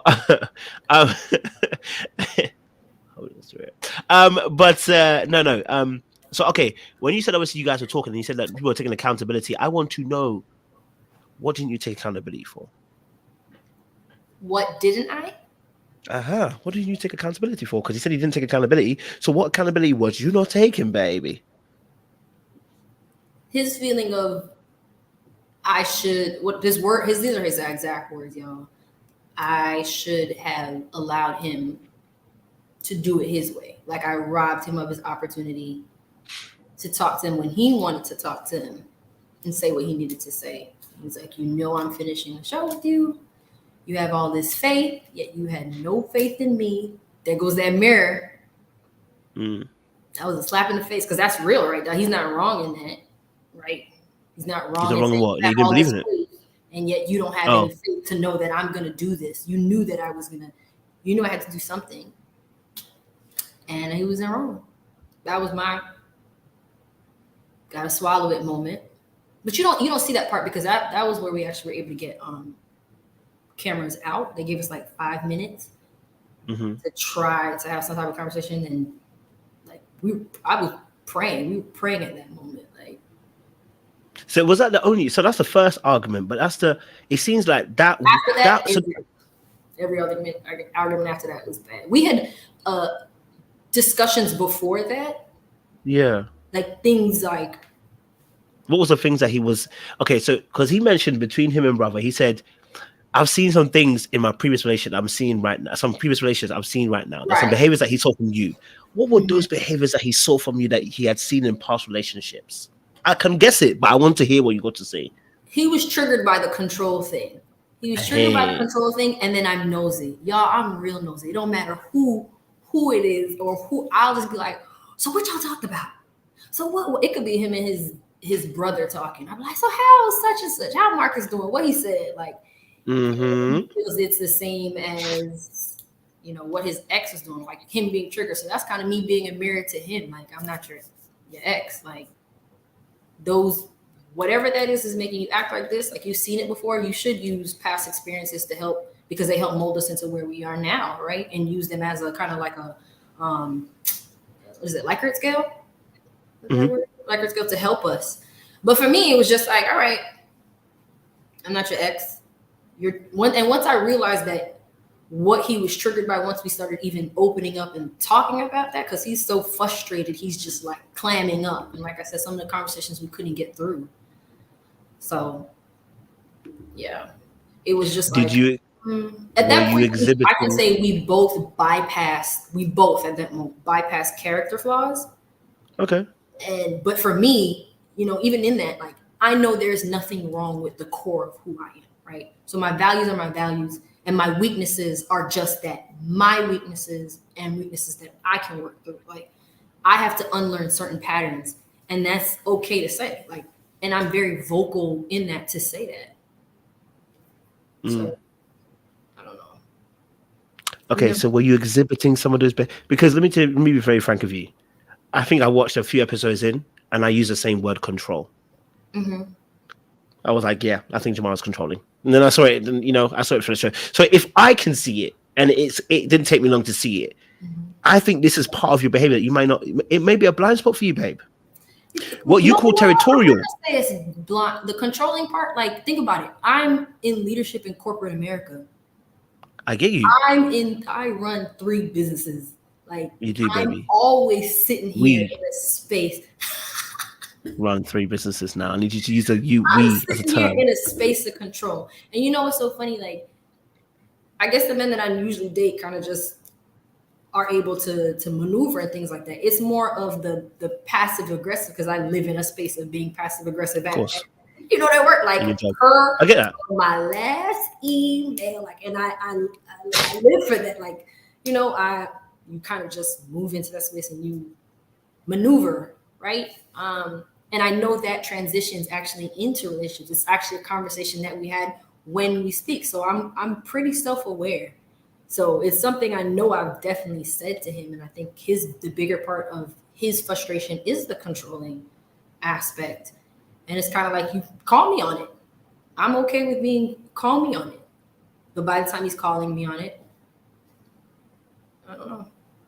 Do you accept it when it's being called on, though? That's the question. Do you accept it? I have to. That's what I'm doing. And no, not that you have to. Do you? That's the difference. You're giving a very good answer, but that's not the answer. Do you accept if I tell you they're doing that? Do it? I'm used to being in a control space, like, for sure. Yes. But in relationship, when I say to you, you're controlling, I feel like you're controlling me. It's terrible. That's why I name it as a fault. Yeah, you're calm. Don't worry. But I'm saying, no. When if it was to say it to you, would you be able to take? Because it sounds like that if the arguments keep going around, if they kept on going, are you actually saying I'm taking accountability for and saying, look, that's me. I got to change that. Or is it because I'm territorial? I'm nosy? Because those are very, very nice words onto what actual behavior is. Partly control. I'm nosy. I'm territorial. No. You're invading my personal space, okay, and you're controlling. You close the doors. That's what I'm saying. Because when you say territorial and say I'm nosy, it sounds really good. No, but to me, it doesn't. No. Well, nosy is not bad. You know because we can go on to this. To your question. Yeah, I own it. I typically get quiet because I'm thinking about it. I'm processing. It takes me time to process, because now this is a behavior I have to unlearn and find a middle ground, because the majority of my day is spent in that space. You know what I mean? I don't want it to lead into a relationship, right? That's not gonna be successful in it.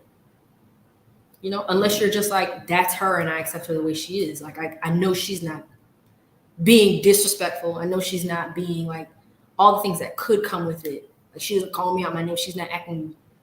She doesn't put her hands on me. Like, you can be in that space and I guess that's where the friendship aspect comes in. Like, I've definitely heard I'm demanding before. He's even said this to me, like, have you heard it before? Like, I've heard demanding, and I'm just like, I require more. Yes, I require more, and I own it. Okay. Yeah.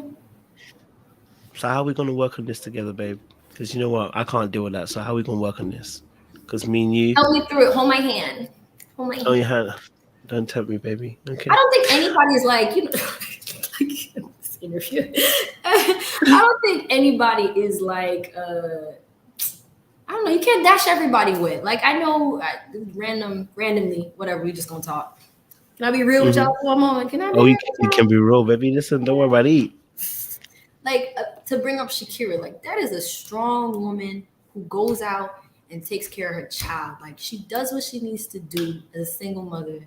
And I bring her up because she's, along with my name, is people that are like, oh, okay, throw baby out with the bathwater. Like, just throw these people away because they're not ready to love. Like, can you imagine if you had like a Samson episode 3? Let's say Samson in episode 2, like how he was so like peaceful with her, like to work through whatever other things that are triggering her and get her to like help her. Like we get to places faster with two. That's the way life works. And especially certain things, like certain triggers aren't going to happen to you until you're in relation and those people trigger you. So I think of her as like this strong woman who's doing what she needs to do, operating in a space of being a mother and being like a career woman. And, you know, in relation, like that's what somebody with a kind heart, like somebody who's patient, a lot of these things who can be like, yo, I think this is be the mirror to her could really help her and get her to that place. Your friend can only do but so much. They don't know you as intimately as the person like you wake up and go to sleep to every night with. You know what I mean? Who you can be vulnerable and express like your fears and things like that too. Like I don't like that when you throw people away. Love isn't for them, and everybody is deserving of love. Everybody's deserving to have a partner who's willing to work with you on things. If you are on here and think that you don't have nothing wrong with you and you aren't a walking red flag either, you're out of your mind. Like it'd be remiss of me to tell you that I am perfect. And that's one thing I also say to Raw. Like he probably can say what I'm about to say. Like it would be remiss of me to tell you that I'm perfect. I have never promised you perfect. I know you might have thought that when you met me because I've been organized and the way I operate and the way like I maneuver. But I'm not. I can't promise you that. And then I can't want you to be that either. Like I have no heaven nor no hell to put you in. I can only be a partner to whomever I'm going to be a partner to. I'm a wife and nothing else. Sorry. But willing to work through whatever is wrong with me, child. Hey, listen, I'm gonna be honest. I'm gonna be honest with you. What? I'm unwilling to work with you. There we go. And I have to, you know, as a general principle, just I don't think anybody should be willing to work with you. Not just you, any woman or any man who's in that space. I think you should heal first, because the natural thing is this pressure wound is not going to heal magically, and it's going to take time and effort. And it means also in that space, I could get hurt, or another person, or woman, or a man can get hurt in that space for a considerable amount of time before you get your act together. And by then you could have done so much damage. There's resentment left. And this is actually why marriages after 25 years fail, because people will hold on because there are other things going on in a relationship, but needs are not being met. So no, I can't mirror you and wait to that moment. And see, this is the thing. A lot of us would want that. I would want that. I would love that. But the reality is you're going to do damage in that amount of time. And that damage could be irreversible or irreversible in that situation, where you now build a relationship with a foundation which is shaky at the bottom, and then you do 10 years of marriage and then it breaks and everybody goes, why did it break? And then it's like, well, we actually, first of all, when we started, people were not healing, we're not doing the healing. And so there are certain things we should not enter into a relationship with that we're not healed from, because it just causes us and causes them issues. So I get it. So I'm about to say Rara, but Randall, that is not for you. Randall's got his own thing that I mean, I've got my own issues with Randall. So Randall, no. Okay, it's not just you we're focusing on, by the way. It's only because I'm interviewing you. Randall's got his own thing, right? I'm just talking to you because obviously you're in front of me, and I'm saying that, look, I get it. I understand. I think there's some things that you also haven't considered. When I was asking you in the very beginning about how you deal with emotions, I asked that specifically. When I asked about how you felt about emotions and how you felt about your mom and how when she said that thing to you, I did it purposely. When you spoke about your independence, I spoke about it purposely. When you spoke about your businesses, I spoke about it purposely, because they're building a picture. And what I realized here, Jamala, with you, is that you are promoting strength, and yet you want vulnerability. And it's very hard not to build up a picture of your strength when you always give me strength. Right? So, and it's very hard. Yeah, go on. It's offering that I don't have a vulnerable side. You do have a vulnerable side. There's a very vulnerable side of you, Jamala. Yeah. So but you cover it. And a lot of black women do this because it's survival. Yes. I understand. A lot of black women do it, survival. But I noticed it, not just yourself, there's a lot of the cast members too, I won't say their names, who do the exact same thing. And I've seen it now. So people come onto my thing now, and they're already trying to. He's going to ask me questions. I want to try and avoid it. But by avoiding it, you're merely speaking what we're talking about. For instance, when you spoke about your mom, and the audience actually picked it up. instinctively, what you did, you created a comparison between your mum and your dad. Your dad, the way you spoke about him was glowing. I mean, you really gave him the condolence, give him the adulations. You bigged him up and said he got you emotionally. And what you instinctively didn't say about your mom was that she got you emotionally. You said you gave an instance of just one where she didn't get you. And I think that then created a comparison for us as an audience, and especially for me who hears these things. It's like, okay, so, all right. And that's why I asked you, how did you feel when your mom did it? And you said, no, well, I'm grown now. And I look back at it, I understand different perspectives, And I'm saying, that's what I'm talking about. The strength that you have, this independence that you have, is built from being left on you to do your own devices, handle your stuff. It builds strength, it builds character, it builds an independence, but it leaves this aspect within you untouched. It also needs maturing. It also needs care. It also needs someone to actually say, I'm protecting that part of you. Yeah. And when you said about protection, you spoke about your dad protecting you emotionally. Not from the mum side. I'm not going to go too deep into it. We can talk about that off camera, but you didn't talk much about your mum side. So instinctively, I'm hearing myself, okay, just by your behavior I'm seeing on the screen, I'm saying there's something that's not registering, because that territorial energy that you have, I get it, but it's a way of actually protecting yourself from being hurt, which tells me there's hurt. You know what I mean? Yeah. So I'm trying to figure out, where is the hurt for you, that we get to a space where we're having to try and control the narrative so that you don't get hurt. But really and truly, you're a lover. Because you're saying I love you within a short amount of time. And maybe you better say I love you after a week, after I spent time with you. We'll tell you that for free. I ain't Randall going to do 2 3 weeks. I'm going to do it in a week. This is free. What am I paying my therapist for? Coach, I can call you. What is going on? Listen, I don't know. Send me the bill. Send me the bill. I'll go and cash out. Cash me out. I'll Cash treat me you. up. I got you. Yeah, baby. I got you, baby. When I come to Miami, you look after me, okay? Look after me. I'll be there next year, September. I'd also say, like, this is good revelation on some things, but I also don't think I don't feel like it's an unhealed place. I think where you're coming from is with people where you said, like, I'd be damaging the next person.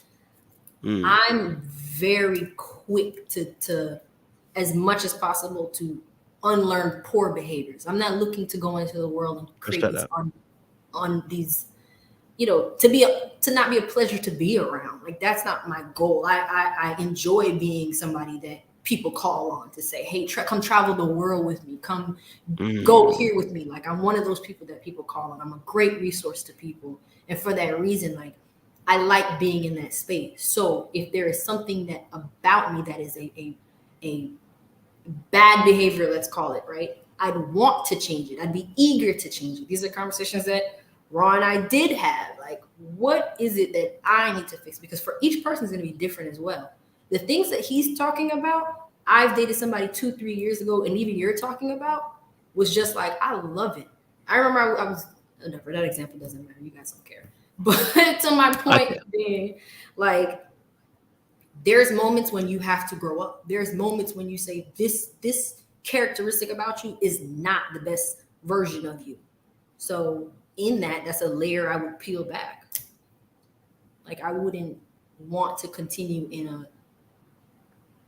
making poor choices and bad behaviors. You get what I'm saying? I don't know. I don't even want to. I want to label it correctly. I don't want to call it bad behaviors. I want to call it. I want to call it your response, your trauma response. Right? And maybe you might feel like you haven't gone through much trauma. We all go through trauma, no matter how small or big to us. Yeah, we all go through our own trauma. You know what I mean? My dad was. Both my parents are in my life. You know what I mean? They cared about me. They put a roof on my head. So, okay, listen to this, because I think this is what happens to a lot of people, right? My dad and mum been around me my entire life. They never left me. It's a good word. They never left me. They put food on the table. They bought me birthday presents. They took me to places at certain points. My dad, soldier, came out at times and sorted out certain issues with people in my area. Held it down for me, right? Mom was there. She, when I come back from school, she'll clean up the house, like she'll cook, everything like that, right? Now, when I put the story like that, it sounds great. Someone will be like, it'll be hard to remiss. Like, okay, so where's the issue? And then the issue comes when we actually really critically look at certain things that we wanted. You know what I mean? So it doesn't mean that that other person's bad. It just means that there's some things that we wanted. So within that situation, all right, within that situation, I can say, well, yes, my dad fought for my dad fought for me, was around, helped me, but there were moments of his behavior which affected me. I'll give an example. When I was a kid, Africans are very intent on homework, right? I brought my homework to him. And when I brought the homework to him that day, I said, Dad, I need you to help with the homework. And I wasn't understanding what was on the sheet. I couldn't get it, right? And Africans, for them, this thing is you're going to get beat if you don't get this thing. So, he's now picking up a political weapon to, if you go and get this right. And in my head, I'm stressing because I'm not getting it and I don't understand it. Yeah. Right. And when I answer and I get it wrong, I get beat. And I remember that was the last day. No thing. But that was the last day ever I took my homework to him. Ever. Right? Now, if I tell a story, I won't tell that part of the story because it's not. Hello? Uh-oh. Is he frozen for anyone else? Hello? Hello? Necessarily convenient. Oh, okay. Sorry. I froze for a second. But I was saying that no, the reality of this situation was that what I was saying was I might not say that's part of the story, but those are little things that when you look back at it, you will say, okay, actually, when I deep it, how does that affect me? How does it affect me? When I get older, I realize now I'm a perfectionist who is not perfect. I'm the worst type of perfectionist. Some people are actually perfectionists and actually can be perfect. I'm not. I'm the perfectionist that is not perfect, that will procrastinate, and it causes mental issues. I say mental, not like mental health, but it causes that frustration in mind because I know I want to be perfect, right? Exactly. So what you'll realize is, and I just did this with a friend the other day, when I feel like I've made a mistake, I tend to avoid the person. And this person was like, was trying to get in contact with me, and I was like, avoiding them. I end up ghosting them, right? I end up ghosting the situation, right? Now I could put it off as, well, you know what? I was not in the mood to talk about it. Like, just like they were chasing me. And the reality is that's not what's happening. They're not chasing me. I avoided them. And so when we look at it on a deeper spectrum, you start to realize actually there are deeper issues the way I saw certain things, which is why I harped on about that situation with your mum and you and said, there's something there, but you moved off it. So that's why I said you may not see it as something bigger, but I'm saying there's something there for you, not that your mum did, for you, how you interpret it. And that's why I said there's a covering of you being strong, but you have emotions. And you need to be seen in that moment. Do you know what I mean? But that's just me kind of just like, just kind of heartfelt sharing what I'm saying. But I don't know. I received them.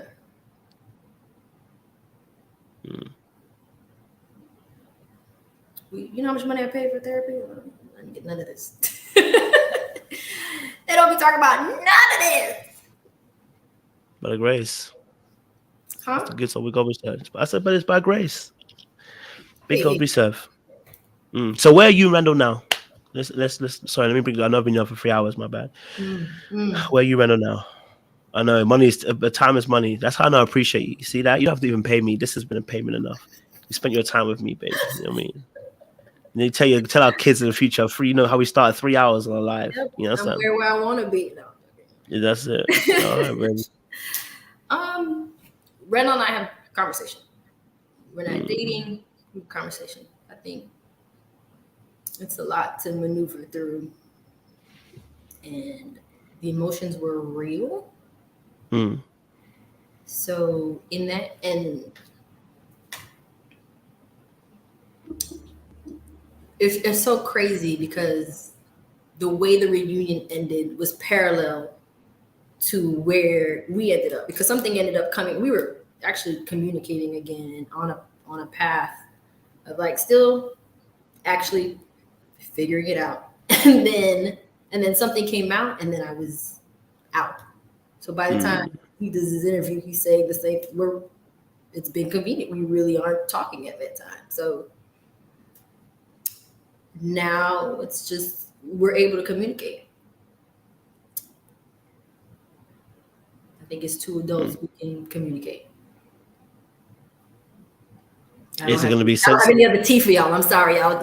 No, I don't want no tea. I mean, is it sensible to be having a conversation if we're not trying to get to a relationship aspect? Because you guys both got strong feelings for each other. Somebody said about what? Oh, girl, come on over, bruh. Touch your nose. Coach, was that your question too? About what? When? Oh no. I'm saying.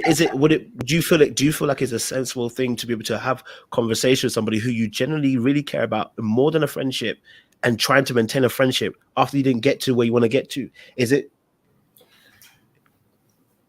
It's not like that. It's more just like, hey, hello.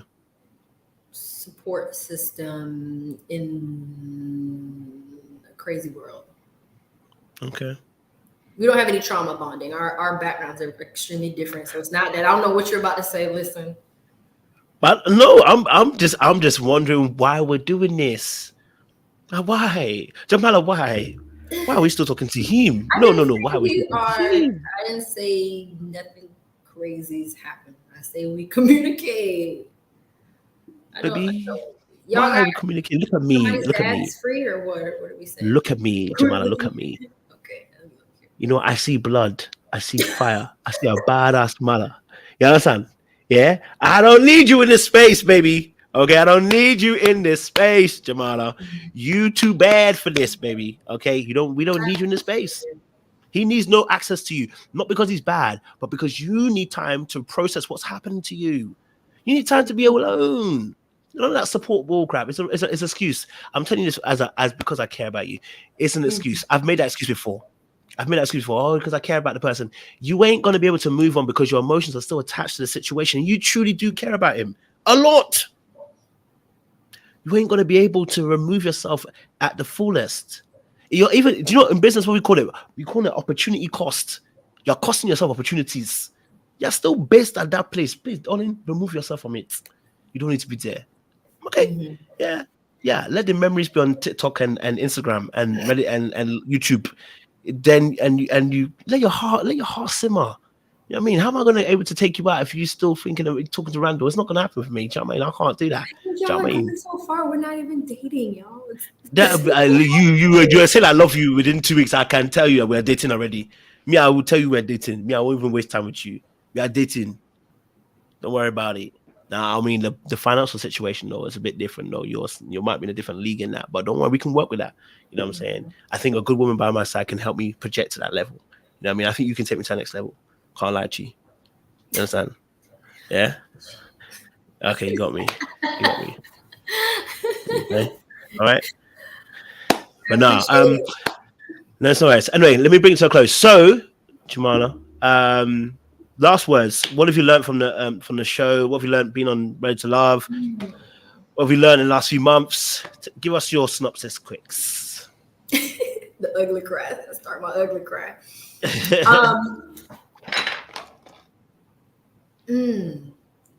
I'll go with what I've been saying on all the interviews is being whole is a continuous journey.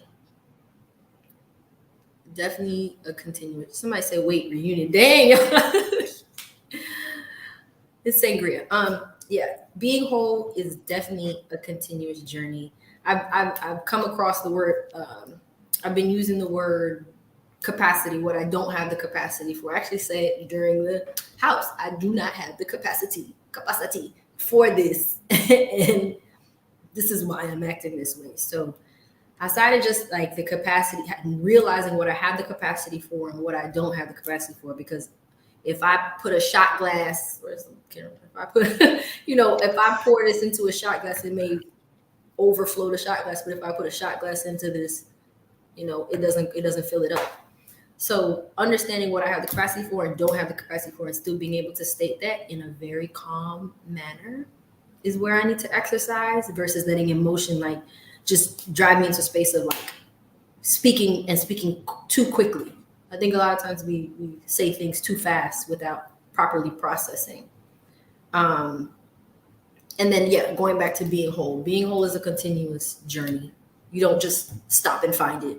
It's going to continue happening over and over. I'm in a space right now operating in something I've never experienced before, like any of it, all aspects of it. And I didn't come on the show to be a paid actor. I came on the show looking for love like a dummy, seeing what was out there, being open to love like a dummy. So yeah, being whole has to continuously evolve, and I have to find peace in that and realize, look, because that frustrates me too. Because I was, before I went on the show, like that's something I was screaming from the hilltops. Like, I am a whole person. I need a whole man. And now I'm in a space where I'm irritated because I can't control that I'm not all the way whole yet. Like, I haven't experienced everything yet. I just turned 34 last month. So, you know what I mean? That's something I'm trying to get a hold of. And what else would I say? So that's something I definitely learned. Oh, everybody's not your friend. People dislike you for no reason. For reasons outside of your control.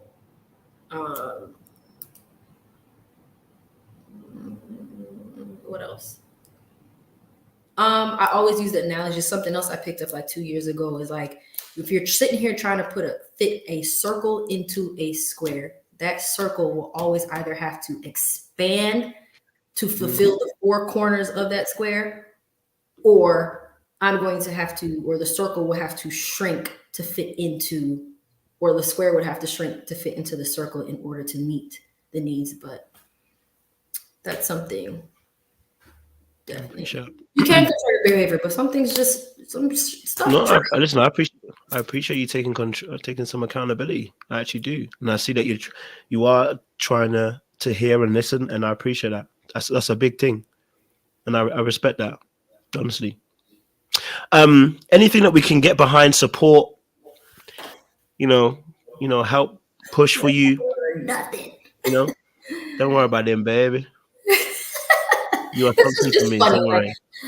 You are something to me. Don't worry about them. Support. You can just, I guess, follow me on Just Jam, No Jelly on IG. I don't have any other things to say. I just know how I operate and how I would want to handle things with. Never mind. We've passed over it. It's okay. It's all good, man. All right, listen.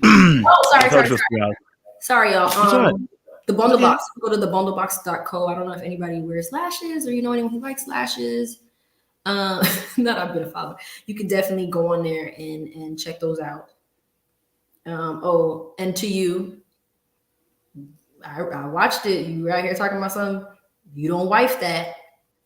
The reason why I act like that is because I'm a wife and nothing less. And once you start treating me as less, or I feel like you undervaluing me, it makes me angry. We'll discuss that over candlelight dinner about anger. Okay. JR, just say you don't like me. I don't know what I did to you. Or just say you don't like me because they like you. Don't worry about it. He was like this isn't editing. You can't say this is editing now. No, that was absolutely me. If you on the 35th of February, will you ever think I'm gonna let somebody come here and be lying on me, like bold-faced lying to the point of where things I can call anybody who's in that room to tell you that's not what happened. But whatever makes people sleep at night. I wish. It's all good. I wish I left and allowed April and Calvin to foster their relationship because that looked like it could have been something. I volunteer myself for tribute. Not you said I volunteer myself for tribute. You are a nerd. You are a nerd. Doesn't seem my tribute. Yeah, that's your nerd. Let's switch places, Calvin. Let's go back in time.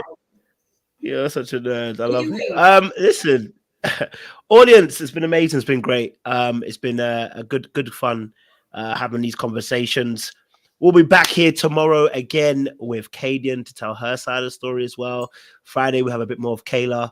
And I believe next week we'll have Randall as well back on for the first time. So we've got a few different interviews lined up before we bless off to Ghana for you guys. But honestly, thank you so much. Thank you, my mods, as well, for keeping it respectful in the chat as well. Jamala, I really do appreciate you coming on here, sharing your heart, and I appreciate you. I know it's not easy coming here especially like, you know, because I'll be putting people on blast. So I know it's not easy, and I appreciate the fact that, you know, you came here and shared your side as well. So audience, don't do anything I wouldn't do. There's not much I wouldn't do, but behave yourselves out there, okay? Because the good Lord is watching.